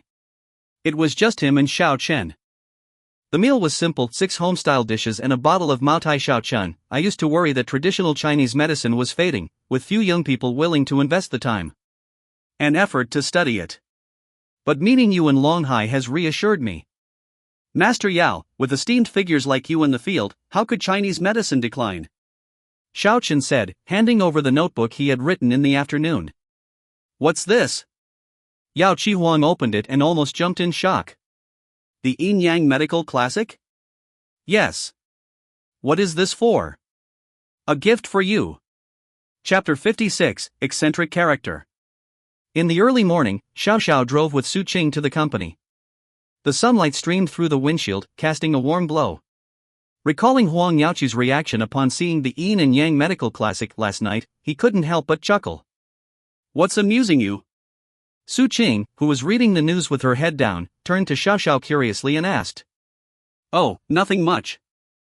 Just thinking about an interesting old fellow. Xiao Xiao chuckled and shook his head. Oh, after you drop me off at the company, come back to accompany Xiaoming.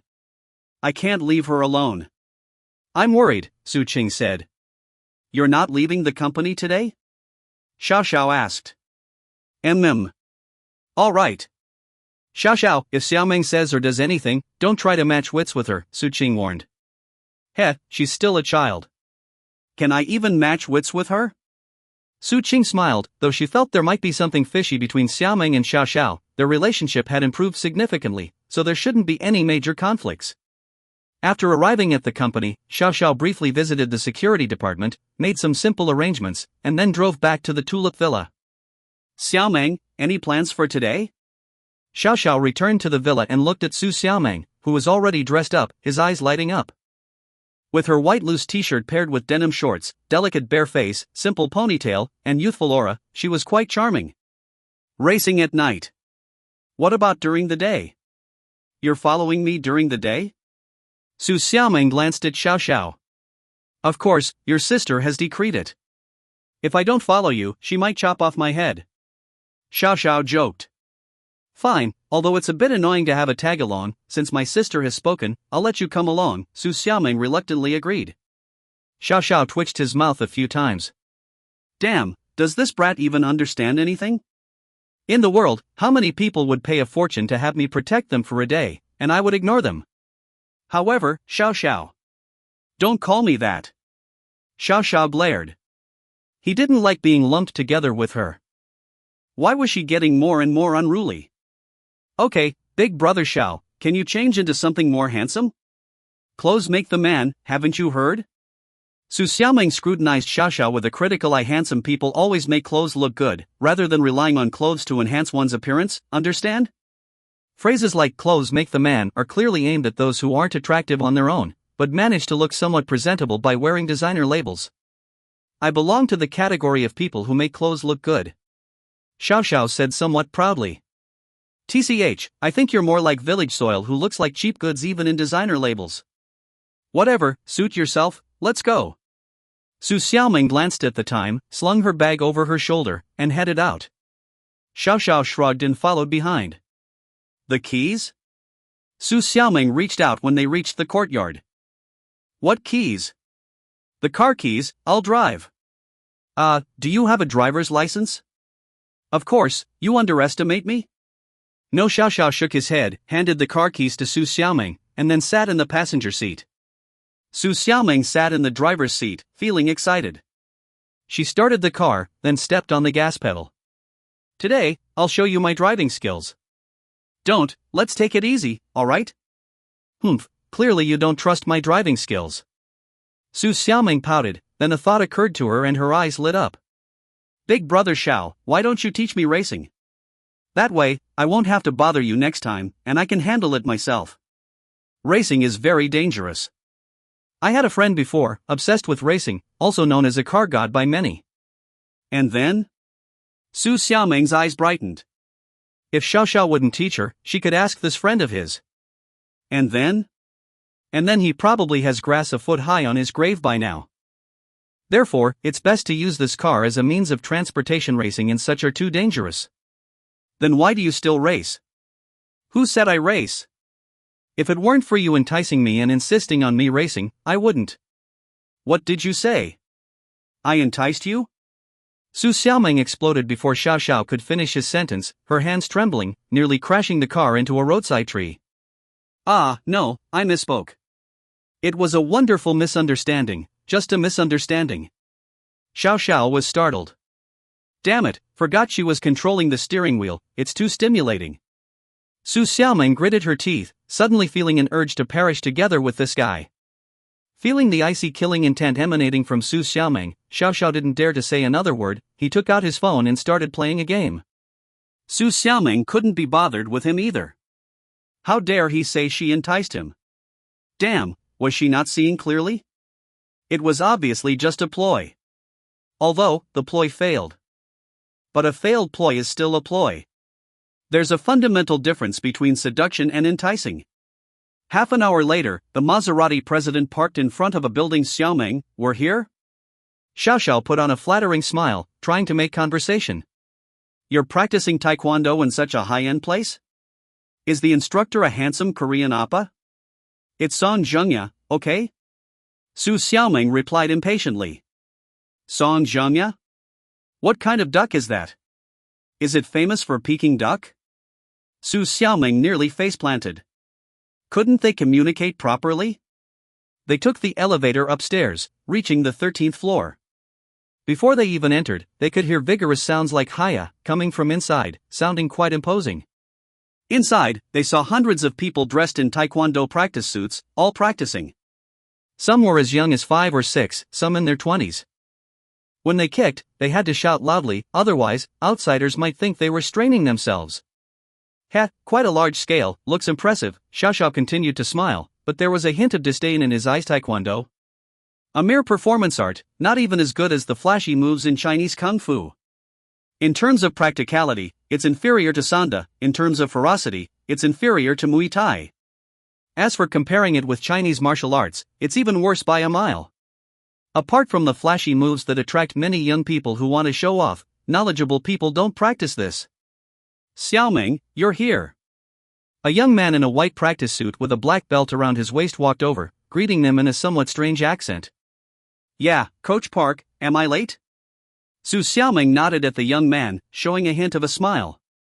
No, even if you're late, it's fine, I can teach you one-on-one. After the young man finished, he looked at Xiao Xiao. And who's this? I'm Su Xiaoming's friend. I had nothing to do today, so I came to see what Taekwondo is all about. Xiao Xiao spoke before Su Xiaoming could. Oh, so you're Xiaoming's friend. I'm Park Jiren, 6th degree black belt in Taekwondo. Although I don't understand what 6th degree means, it sounds impressive. Xiaoming, you go ahead and practice, don't mind me, I'll just look around casually. Okay. Once Su Xiaoming left, Park Jiren's smile vanished, and he asked coldly, Are you Xiaoming's boyfriend? Xiao Xiao raised an eyebrow. What's with him? Is this Korean guy interested in Su Xiaoming? Yeah, what's the matter? Park Jiren's expression darkened, his hand clenched into a fist, making a cracking sound. Xiao Xiao could clearly feel his hostility. He sneered inwardly. He had decided, if this Korean guy dared to challenge him, he'd let him know what real Chinese Kung Fu is. Coach Park, shall we start? Just then, Su Xiaoming came out of the changing room and shouted to Park Jiren. Okay. Park Jiren nodded, then looked at Xiao Xiao with a hint of coldness. You wanted to see what Taekwondo is about, right? Watch carefully later. Alright. Xiao Xiao nodded with a smile. Park Jiren turned and left, thinking about how he would teach this guy a lesson later. He needed to find an opportunity. Xiao Xiao watched Park Jiren's back, shaking his head. Korean guy, luckily you didn't show off to me just now, otherwise, with that little stick under your pants, it might have ended up with a comminuted fracture. Hiya. Hey. The sound of practicing filled the air, with some childlike voices mixed in. Little sister, why are you practicing Taekwondo? Xiao Xiao, with nothing to do, noticed a cute little girl in a small white practice suit. She was exceptionally cute, exceptionally adorable, so he couldn't help but approach her. Mommy said if I learn Taekwondo now, I can beat up weirdos like you who come to talk to me in the future. The little girl's voice was still a bit childish, but her expression was serious. Xiao Xiao's face turned green immediately. Damn, how do they teach kids? Do I look like a weirdo? Does a weirdo look as handsome as me? Little sister, I'm not a weirdo. Can you call me big brother? I'll buy you candy, okay? No, even though I'm young, I'm not easily fooled. Mommy said weirdos often use this trick to deceive children. Xiao Xiao gritted his teeth. Where's your mom? Call her here, and watch me beat her to death. Weirdo, are you going to eat children? That's too scary. I'd better stay away from you. After saying that, the little girl ran away. Xiao Xiao watched the little girl's back and couldn't help but smile warmly. If he could raise such a little one in the future, wouldn't it be great? He would definitely make her the happiest princess in the world. Now, let's invite Coach Park to demonstrate Taekwondo kicking techniques. Suddenly, a voice sounded, and Park Jiren appeared in the middle, performing several difficult leg kicks. Cheers erupted from the crowd, especially from some girls whose eyes were gleaming, shouting "Appa, you're so handsome," and the like. Even Su Xiaoming clapped her hands vigorously. These fancy kicks were the leg techniques she was going to practice next. On the wooden board, two young men stepped forward, carrying a large piece of wood and placed it in front of Park Jiren. Chapter 57, Words, Be Treaded Carefully. Park Jiren landed steadily, his face still handsome but now adorned with smiles. He thoroughly enjoyed the cheers and gasps of the students, especially when he noticed Su Xiaoming also clapping vigorously. Satisfaction brimmed within him. He was determined to win over this little lady. However, as he remembered Su Xiaoming's boyfriend, his smile faded slightly, and he turned to glance at Xiao Xiao, only to meet the latter's disdainful expression. The disdain on Xiao Xiao's face deeply stimulated Park Jaren's nerves, a hint of ruthlessness flashing in his eyes. He was determined to give this bastard a severe lesson. My friend, weren't you here to witness Taekwondo?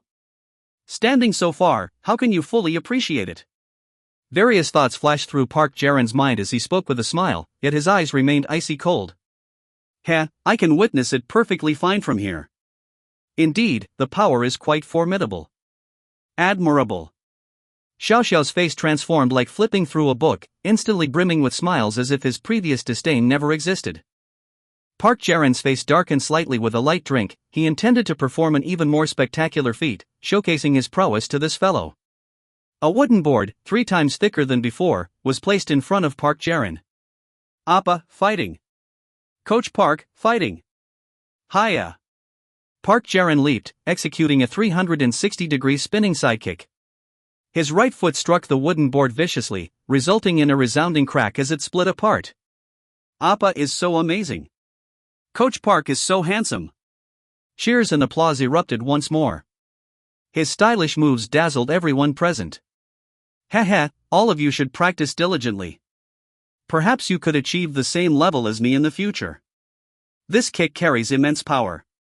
If it were directed at a person, it could undoubtedly shatter bones and rupture internal organs, Park Jaren declared loudly, then cast a provocative glance at Xiao Xiao. Xiao Xiao shrugged, disregarding Park Jaren's provocation. Second-rate skills, yet he flaunted them so? Alas, such limited exposure, it's a real flaw. Your expression seems to imply disbelief in my words? Park Jaren, feeling even more aggrieved by Xiao Xiao's indifference, spoke coldly. Believe? Of course, I believe. You're very talented. That kick just now, I almost thought you were going to fly to the heavens, Xiao Xiao said earnestly. Park Jaren was nearly rendered speechless by this clearly sarcastic remark. What? You don't believe in Coach Park's abilities? If you're capable, why don't you try kicking a board yourself? Another coach nearby, clearly displeased, challenged Xiao Xiao. Xiao Xiao, why don't you give it a try? Su Xiaoming, not afraid of trouble, wanted to see for herself. She knew Xiao Xiao was strong, but she wasn't sure how strong exactly, so she was curious. Forget it, I'm not interested in kicking specially made boards. Xiao Xiao shook his head, smilingly declining. Specially made boards? Why don't you give it a try then? Several Taekwondo coaches' expressions changed slightly, but they still spoke coldly. These specially made boards couldn't be broken without proper technique and force. I won't be able to break it. I mean, don't get me wrong. I'm just here to broaden my horizons with Xiaoming. I'm not here to compete, Xiao Xiao explained with a smile. Compete? Historically, we've always been the ones challenging others' dojos. No one has dared to challenge us here. Park Jaren sneered. I hope someone will challenge us though. That would better prove that our Korean Taekwondo is superior to Chinese Kung Fu. Upon hearing this, Xiao Xiao's smile faded slightly. Practice well, everyone. If anyone performs exceptionally, I'll take them out to challenge other dojos in the afternoon, Park Jaren announced loudly. Wow, we can witness Coach Park's elegance again. Last time, when I went with Coach Park to challenge other dojos, it was so cool. The guys in that dojo hadn't even reacted before Coach Park kicked one of them away. Yeah, just a few days ago, I went with him to challenge a dojo. Coach Park took on 3 opponents by himself and won. The students, upon hearing Park Jaren's words, began discussing animatedly, their eyes full of excitement. Xiao Xiao observed the scene and shook his head inwardly. Were these guys all brainwashed? Following a Korean to challenge Chinese dojos, yet they're so excited? Chinese martial arts required accumulation over time. It's said that practice makes perfect. However, Taekwondo was much simpler. One could perform various flashy moves after half a year, and perhaps obtain a black belt in 2 or 3 years. Most importantly, the realm of Chinese martial arts was currently chaotic. Anyone could open a dojo and recruit students, leading to many misunderstandings about martial arts. It's worth noting that in the past, one had to reach the level of master of martial arts at least to qualify to open a dojo. Moreover, before opening a dojo, one had to accept challenges from several other dojos. If the challenger defended the dojo successfully, only then could they open it. As Xiao Xiao pondered these things, he couldn't help but sigh. Society was advancing, but people's hearts were restless, causing the loss of some ancestral legacies. In the past, when I was in Korea, I constantly heard about the prowess of Chinese Kung Fu. I came here with an attitude of exchange, but what disappointed me was the lack of worthy opponents. Park Jaron became more and more enthusiastic as he spoke, adopting a lone wanderer posture, almost tilting his head back 45 degrees with his hands behind his back. Nowadays, more and more Chinese people are also aware of the power of Taekwondo. That's why they come to learn Taekwondo instead of Chinese Kung Fu. This alone is sufficient to prove that Taekwondo surpasses Chinese Kung Fu. Upon hearing this, many older students' smiles became somewhat forced. After all, they were Chinese, and being criticized by a foreigner about China made them feel uneasy. However, several coaches from Korea remained oblivious to this discomfort. Perhaps in their eyes, even in their bones, they believed that products from Korea were the best. I've made up my mind. I will visit every martial arts dojo in Longhai City, showcasing the might of Taekwondo, encouraging everyone to learn Taekwondo instead of martial arts, making Taekwondo the national martial art of China. Don't women always admire the strong? Therefore, Park Jaron became somewhat unrestrained in his boasting. He wanted to perform well in front of Su Xiaoming, letting her know who the real strong one was. Dare you speak such words? Before Park Jaron could finish, a cold voice interrupted him, and Xiao Xiao's face had already lost all traces of a smile. Just as Park Jaron was getting carried away, he was interrupted. His face darkened, glaring at Xiao Xiao. What's the matter? Did you leave your brain in Korea when you came to China? What did you say? Park Jaron was furious, striding towards Xiao Xiao. Xiao Xiao looked at the approaching Park Jaron, displaying a hint of disdain. I said, did you leave your brain in China? Don't you know what should and shouldn't be said? Am I wrong? This month, I've challenged 5 martial arts dojos, and not one of them was my match. This alone proves that Chinese martial arts are inferior to Korean Taekwondo. Xiao Xiao wanted to retort but suddenly couldn't be bothered to argue with this guy anymore. What? No response? Why don't you go find a Chinese master now? If he can defeat me, then I'll apologize for what I said earlier. How about that? Park Jaron added, the age must be similar to mine. Can't pick those who have practiced for decades, or it wouldn't be fair. Xiao Xiao glanced at Park Jaron's arrogant face, then at Su Xiaoming. Well, let's give this guy a taste of reality, and at the same time, stop this girl from practicing these useless things. Alright, I'll play with you. How about that? Have you trained? Park Jaron scrutinized Xiao Xiao up and down. I don't pick on untrained individuals. Trained for a couple of days. Enough to deal with you. Xiao Xiao smiled faintly. Upon hearing this, Park Jaron's face turned completely black. Glaring at Xiao Xiao, he said, alright, let's see who will bully whom. Then, he turned to Su Xiaoming. Xiaoming, will you be our referee? Sure. Su Xiaoming nodded with a smile. She loved watching lively scenes the most. Let's go to the platform over there. Park Jaron pointed to the platform on the left front. Okay. Fists and feet have no eyes. If you get hurt. Enough, stop babbling. Whoever gets hurt, tough luck. If you lose your teeth, swallow them yourself. Xiao Xiao was a bit impatient. He climbed onto the platform. Such a young guy, yet making such a fuss about a fight. Alright. Park Jaron sneered. Kid, I'll knock out your teeth soon and see if you can swallow them. Begin. Su Xiaoming, seeing both parties standing on the platform, exclaimed excitedly. Hiya! Hearing Su Xiaoming's voice, Park Jaron shouted loudly, leaping up with a cool high kick aimed at Xiao Xiao's head. Bang! As Park Jaron's right foot was about to kick Xiao Xiao's head, Xiao Xiao's right leg also kicked out, arriving first like lightning, fiercely hitting Park Jaron's crotch. When you step into this world, I said I'd smash your eggs. Now, I'll make good on that promise. Xiao Xiao watched Park Jaron's contorted expression with a cold sneer. Then, he followed up with another kick, the sole of his shoe making intimate contact with Park Jaron's mouth, sending him flying. Smack! Park Jaron crashed into the ropes around the platform, then fell heavily onto the platform. Plop! Park Jae-in clutched his crotch, his body convulsing. Just as he was about to scream, a few teeth flew out of his mouth, scattering onto the platform. Ah! The scream finally rang out, bleak and terrifying. Surrounding them, an eerie silence enveloped the area. Everyone looked at the platform in shock, even some of the children were stunned. One move? And he's defeated? Coach Park, go back to Korea and fix your face, get your teeth fixed, and train for another few decades before coming back to China to brag about how Chinese martial arts are inferior. Remember, some words should not be spoken lightly, because when spoken, they come with consequences. Xiao Xiao said, not bothering to look at Park Jae-in anymore. He jumped off the platform. Xiaoming, let's go. Don't come to learn Taekwondo anymore. This coach's level is too low. If you want to get stronger, I'll teach you. Chapter 58, A Hint of Elusiveness. Xiao Chen departed with Su Xiaoming, unimpeded by anyone. Several South Korean coaches wore grim expressions, but Park Jae-in was the strongest among them. Even he couldn't withstand a single move from Xiao Chen. When they rushed forward to gang up on him, they were no match either. Many female students gazed at Xiao Chen's departing figure, their eyes twinkling with admiration. Wasn't he incredibly handsome? Some male students also wore looks of adoration. Was this the true essence of Chinese martial arts? Compared to the martial arts of Korea, it seemed like a complete travesty. Brother, would you accept disciples?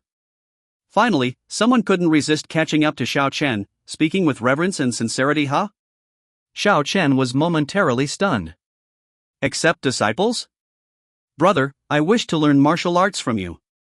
Would that be possible? Weren't you interested in Taekwondo? I've lost interest.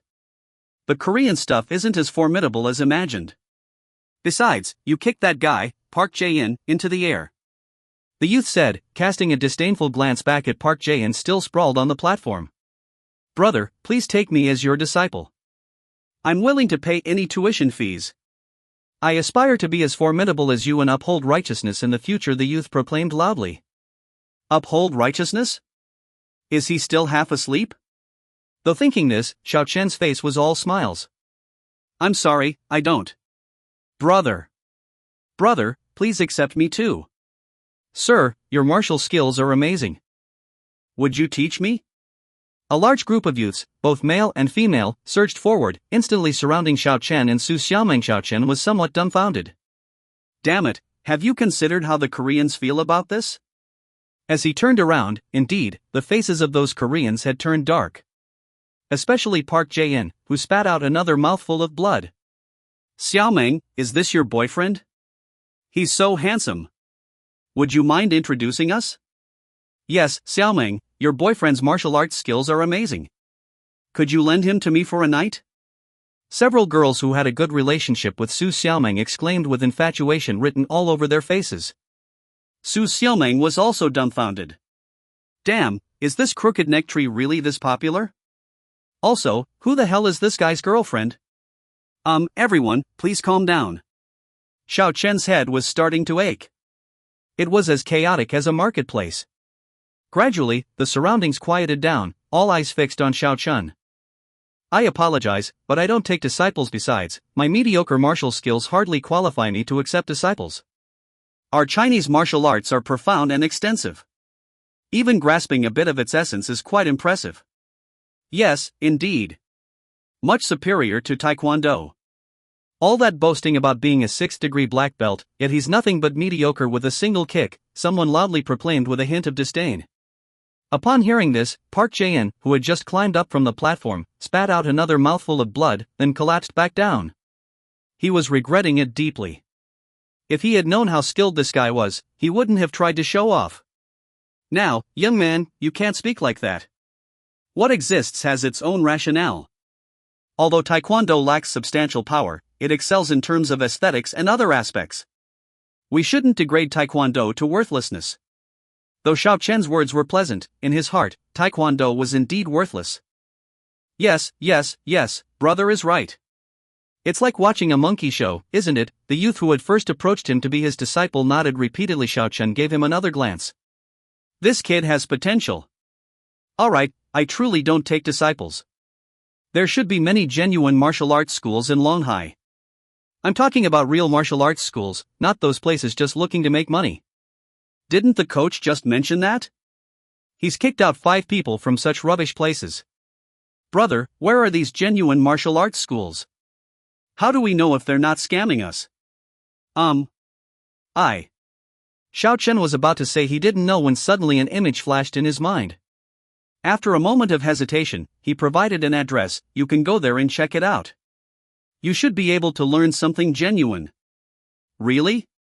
Do the masters there possess the same level of skill as you, brother? Yes, there's a true master among them. Alright, let's go take a look. The youths chimed in eagerly. However, I must remind you, to practice martial arts, one must endure hardship. Achieving even a modest level of proficiency in Chinese martial arts requires an effort and sweat that's tens or even hundreds of times greater than Taekwondo, Xiao Chen said earnestly. Ha? That hard? Some faces turned bitter upon hearing this. Xiao Chen smiled. Nowadays, young people just can't endure that much hardship. If this whole group really goes, I estimate half will remain after half a year, maybe not even a third. Hey handsome, I don't want to practice martial arts anymore. How about we get to know each other, and you protect me in the future? Yes, what's your phone number? Want to hang out tonight? I can stay out all night. A girl shouted loudly. Xiao Chen's mouth twitched a few times. Girls nowadays are quite straightforward. Hearing this, Su Xiaoming's face darkened slightly, feeling uncomfortable. She grabbed Xiao Chen's hand. Let's go. Oh, okay. Xiao Chen nodded, holding Su Xiaoming's hand in return, walking briskly away. Hey handsome, here's my number. Remember to call me. A few minutes later, Xiao Chen pulled Su Xiaoming out of the building and took a deep breath. He. Thinking of those girls' words just now, Xiao Chen couldn't help but laugh. Nowadays, Chinese girls have become so open-minded. I like it. You seem quite pleased. Are you really planning to hook up with those little sluts? Su Xiaoming said irritably, seeing Xiao Chen's beaming smile. Ha? No, I don't know them, so why would I hook up? Xiao Chen hurriedly shook his head. Hooking up is a way to get to know people, isn't it? Hey, Xiaoming, what do you think of me? Let me tell you, I, Xiao Chen, am not just anyone. Xiao Chen said with a pretense of seriousness. Anyone can pretend to be someone. Men are all the same. Xiao Chen was speechless. Is this girl nursing a broken heart? But how could she, at her age? Hey, let go of my hand, you stinky pervert. Xiao Chen rolled his eyes. Didn't you just willingly hold my hand a moment ago? Forget it, I won't argue with this little girl. Xiaoming, do we still need to learn Taekwondo? Where should we go now? I won't come anymore? Su Xiaoming raised her head and glanced at the building. Do you think learning that is useful? How is it not useful? I'm a 3rd-degree black belt. Though not as good as you, dealing with a few hooligans is still not a problem. Xiao Chen thought about it. Indeed, his view of Taekwondo might have been too harsh. At his level, Taekwondo might seem childish, but to the average person, its power is still considerable. At least, learning it for 2 or 3 years would make dealing with thugs easy. Girls learning this could also protect themselves. Xiaoming, when I have time, I'll teach you something simpler than Taekwondo but more practical. How about that? If I learn, can I beat you? Su Xiaoming asked. Xiao Chen rolled his eyes frantically. What kind of idea is that? No. What? Don't want to learn? Forget it then. No, I'll reluctantly learn. Su Xiaoming finished and looked up again. Sai, after seeing you beat up Park Jae-in like that, I can't come to learn anymore. But you did a good job. It was satisfying to watch. Suddenly, Su Xiaoming's face lit up with a happy smile, bouncing towards the Maserati. Xiao Chen looked at Su Xiaoming's back, dumbfounded. What the hell? Is this girl using me as a weapon? Shall we go? Why are you just standing there? Su Xiaoming sat in the car, rolling down the window. Oh, okay. Xiao Chen nodded and got into the passenger seat, staring straight at Su Xiaoming. Why are you staring at me? Although this lady is beautiful, you don't need to be so mesmerized, do you? Just tell me honestly, do you have a grudge against Park Jae-in? It's not really a grudge, I just don't like him. Xiao Chen opened his mouth. Damn, she's really using me as a weapon. This girl is cunning. But he wasn't angry. That Korean was indeed irritating to listen to, just asking to be taught a lesson. Let's go shopping, then find a place to eat. We'll go back to sleep for a beauty nap in the afternoon and go to the race in the evening. As Su Xiaoming spoke, she stepped on the accelerator, and the Maserati roared, speeding towards Longhai City's famous pedestrian street. Arriving at the pedestrian street, they parked the car and started to stroll around. An hour passed, then 2. Xiao Chen held more than 10 shopping bags. These bags contained everything: food, clothes, necessities, toys. This little girl was wandering aimlessly, picking whatever caught her eye, regardless of whether it was a brand or a street stall. Xiaoming, let's take a break, shall we? Xiao Chen finally felt a bit overwhelmed. He thought it was more tiring than running 10 kilometers cross-country, mainly mentally exhausting. What? Can't handle it? Young man, feeling a bit weak? Su Xiaoming threw out a remark and continued walking. I'm not weak, damn it, my kidneys are fine. Xiao Chen muttered under his breath, glaring at Su Xiaoming's back. But when he saw the store Su Xiaoming walked into, his eyes suddenly lit up. Victoria's Secret. If he remembered correctly, this should be a women's lingerie store. Xiaoming, wait for me. Xiao Chen hurriedly caught up, feeling neither tired nor weak now, ready for 7 rounds a night. Chapter 59, Fried Eggs and Egg Pancakes. Wait for me outside, do not come in. As Xiao Chen contemplated diving into the ocean of his inner garments, Su Xiaoming intercepted him, her tone earnest. Why? Xiao Chen frowned. What a great place, he was already at the door, why couldn't he come in and have some fun? This is where women shop, what business do you have going in? You rascal. Hey, Xiaoming, aren't there men inside? They can go in, why can't I? They're not as sleazy as you. They're not as roguish as you. They're not as handsome as me. Xiao Chen interjected, lest this girl come up with more nonsense. Humph, anyway, you can't come in, wait for me outside. Su Xiaoming said, turning to walk inside. You said wait at the door, so I'll wait at the door then? Xiao Chen watched Su Xiaoming's departing figure, pursing his lips, and then followed her inside. Sir, gentlemen are not allowed in. Xiao Chen had barely entered when he was politely intercepted by the sales assistant. How come they're all inside then? They're not men, are they? Xiao Chen was really unhappy now. Damn it, even the sales assistants were giving him a hard time. Sorry, sir, they all have female companions. Single men without companions are not allowed inside. The sales assistant explained with a smile. Xiao Chen understood now, single dogs aren't allowed in. Who says I don't have a companion? She's my companion. Xiao Chen pointed to Su Xiaoming in front of him and said to the sales assistant. Hey, I don't know this guy. He's been following me for a long time, I suspect he's a peeping Tom. Su Xiaoming turned around, pointed at Xiao Chen, and then left triumphantly. Xiao Chen gritted his teeth. How annoying. You're the peeping Tom, your whole family are peeping Toms. Sure enough, the sales assistant looked at Xiao Chen warily. Sir, please leave. Xiao Chen was helpless. Fine, he'll leave. If he didn't leave now, the sales assistant might call security or the police. After leaving the lingerie shop, Xiao Chen found a place to sit down casually, then took out a cigarette, lit it, and took a few deep puffs. Damn, when did I ever sink to this level? I've been back for several days, and I've been eating vegetarian the whole time, can't even treat my eyes to some meat. Xiao Chen muttered with a gloomy face, but his gaze was quickly drawn to the passing beautiful legs in black stockings. Well, sitting on the street seemed like a good choice too. After about half an hour, Su Xiaoming finally came out of Victoria's Secret, carrying a shopping bag.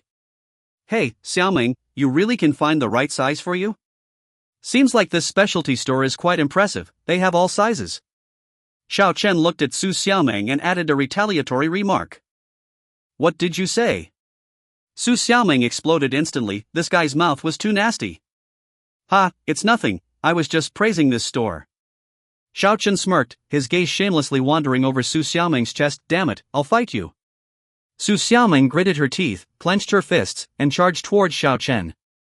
Xiao Chen ran off, muttering as he ran, "Xiaoming, don't be so sensitive, you have to face reality. Fried eggs are always better than egg pancakes, right? Ah, I'm going to kill you." The two played around until they got back to the car, and after Xiao Chen begged for mercy several times and promised to treat her to a big meal at noon, Su Xiaoming finally let him off. Later, the two went to a nearby famous restaurant and booked a private room. Out of revenge, Su Xiaoming was much harsher this time than last time. Regardless of whether the food was good or not, she ordered expensive dishes specifically, wanting to see Xiao Chen's pained expression. But to her disappointment, Xiao Chen wore a smile from beginning to end, showing no signs of discomfort. Instead, he kept telling her to order whatever she wanted, insisting that she shouldn't be polite to him. This made Su Xiaoming quite unhappy. Who the hell is being polite to you? After Su Xiaoming finished ordering, Xiao Chen even added 2 dishes that she liked, and then let the waiter leave. Seeing Su Xiaoming's displeased expression, he secretly chuckled. He had earned 2 million last night. Apart from giving 40,000 to Dehang and Dinky, he still had 160,000 left. He didn't believe that she could spend all 160,000 in one meal. The food soon arrived, and seeing the delicious dishes, Su Xiaoming couldn't be bothered to argue with Xiao Chen anymore. She happily started eating. Soon after, ice-cold beer was also brought in. "Give me a bottle." Su Xiaoming shouted at Xiao Chen. "You drink too? Is that okay? How about a glass of juice? You look down on me, huh? Okay, don't glare at me, here you go." Xiao Chen, helpless, handed over a bottle, then poured himself a glass. "Here, cheers." As their glasses clinked, they both drank, the cold liquor sliding down their throats, indescribably refreshing. "Xiao Chen, are you confident tonight?" After drinking a few glasses, Su Xiaoming, unusually serious, looked at Xiao Chen and asked. "Well, I believe in my driving skills." Xiao Chen nodded, then curiously asked, "Xiaoming, what did you bet on this time in the race?" "Don't ask too much, you just need to win." "Alright, entrusted with a task, I'll ensure it's done properly." As the two were chatting, Su Xiaoming's phone on the table rang. "Hello? Xiaoming, is there any problem with tonight's race?" Inhe's voice came through the receiver. "Of course not, my boyfriend is personally participating, he'll trample your cousin and his gang like child's play." Su Xiaoming said, glancing at Xiao Chen. "Is that so? Then I'll be waiting for you guys." Inhe sneered. "Wait and see, we'll see how we crush you." "Alright, if you lose, then we'll." "No need for idle talk, I always keep my word, but you must also be prepared to admit defeat," Su Xiaoming said coldly. "Okay, then tonight it's a date." Inhe hung up the phone, then turned to the young man beside him. "Cousin, Su Xiaoming is ready." "Good. Cousin, are you sure you'll win against that guy tonight?" Inhe thought of Xiao Chen's driving skills and said with some worry. When the young man heard this, he smirked coldly. "Although in Longhai, there are racers better than me, not every Tom, Dick, and Harry has the skill." "Alright. Inhe, what our family cares about isn't your bet with Su Xiaoming, but how to deal with her, you know?" "I understand. This time, I'll help you crush this stumbling block. Even if he wins tonight, he won't live to see tomorrow." The young man's face flashed with a ruthless look, saying coldly. "Cousin, do you have any other plans?" Inhe asked in surprise. "Of course, a friend will be coming later." "Who?" "You'll see when they arrive." As soon as the young man's voice fell, the door of the private room was pushed open, and a person walked in. Inhe looked at the newcomer, stunned. Who is this guy? Why is his head wrapped up? Did someone beat him up? But when he saw the newcomer clearly, his eyes widened. "Snake brother? Big Snake, what's going on?" The young man was also surprised, looking at the newcomer. "Did you get into a fight again?" "Yeah, I participated in a brawl with hundreds of people last night. Damn it, killed 7 or 8 people, but also got injured," the newcomer said nonchalantly. "A brawl with 100 people? Impressive, why didn't I hear any news about it?"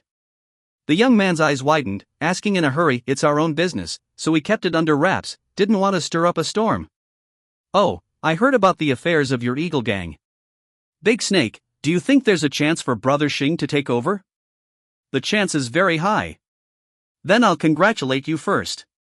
As long as Brother Xing takes over, as his trusted lieutenant, you'll definitely rise up too, and become a hall master, right?"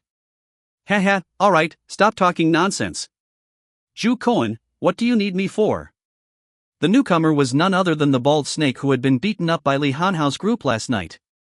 Of course, he wouldn't mention such an embarrassing incident, so he boasted about participating in a brawl with hundreds of people last night, and even killed several people. Let me introduce you, this is my cousin, studying at First High School. Snake brother, hello, I've seen you once before. He quickly stood up and reached out his right hand. Although he was quite prestigious in school, he was only involved in minor scuffles, and there was a big difference between him and the real underworld figures. And First High School was the territory of the Eagle Gang's Lighting Hall. Usually, the bald snake in the vicinity of First High School was already at the level of a big shot. So, when he saw the bald snake, he was quite excited and thrilled. Oh? First High School? The bald snake raised an eyebrow. Yes, here, snake brother, let me toast you first. He took the wine glass, poured wine, and respectfully said. The bald snake was quite satisfied, drank it all in one gulp, patted Inhi's shoulder. Not bad. In the future, if there's anything at First High School, give me a call, I'll take care of it. When Inhi heard this, he was overjoyed. Thank you, snake brother. After I go downstairs to meet a few other guys and let them cover for you for small matters, find them, for big matters, find me. The bald snake said arrogantly. Okay, snake brother, here, let me toast you again. Ah, old Zhu, your cousin is quite sensible. Big snake, then please take care of him more in the future. Count on me. The bald snake patted his chest. By the way, what do you need me for, Zhu Kuan? Big snake, tonight I want you to help me deal with someone. Oh? Who is the other party? The bald snake didn't immediately agree, but asked. Nothing special, just an ordinary guy. This kid doesn't know his place, actually tried to hook up with the girl my cousin likes. My cousin can't swallow this anger, so he told me. Upon hearing this, the bald snake understood, nodding. What do you want to do? To what extent? Zhu Cohen glanced at Inhi, raised his right hand, made a gesture of slitting his throat, his face full of ruthlessness. The bald snake frowned. Kill him? At the very least, disable his limbs. When you're in this business, don't be too cruel, just disable his limbs. The bald snake thought for a moment before saying slowly.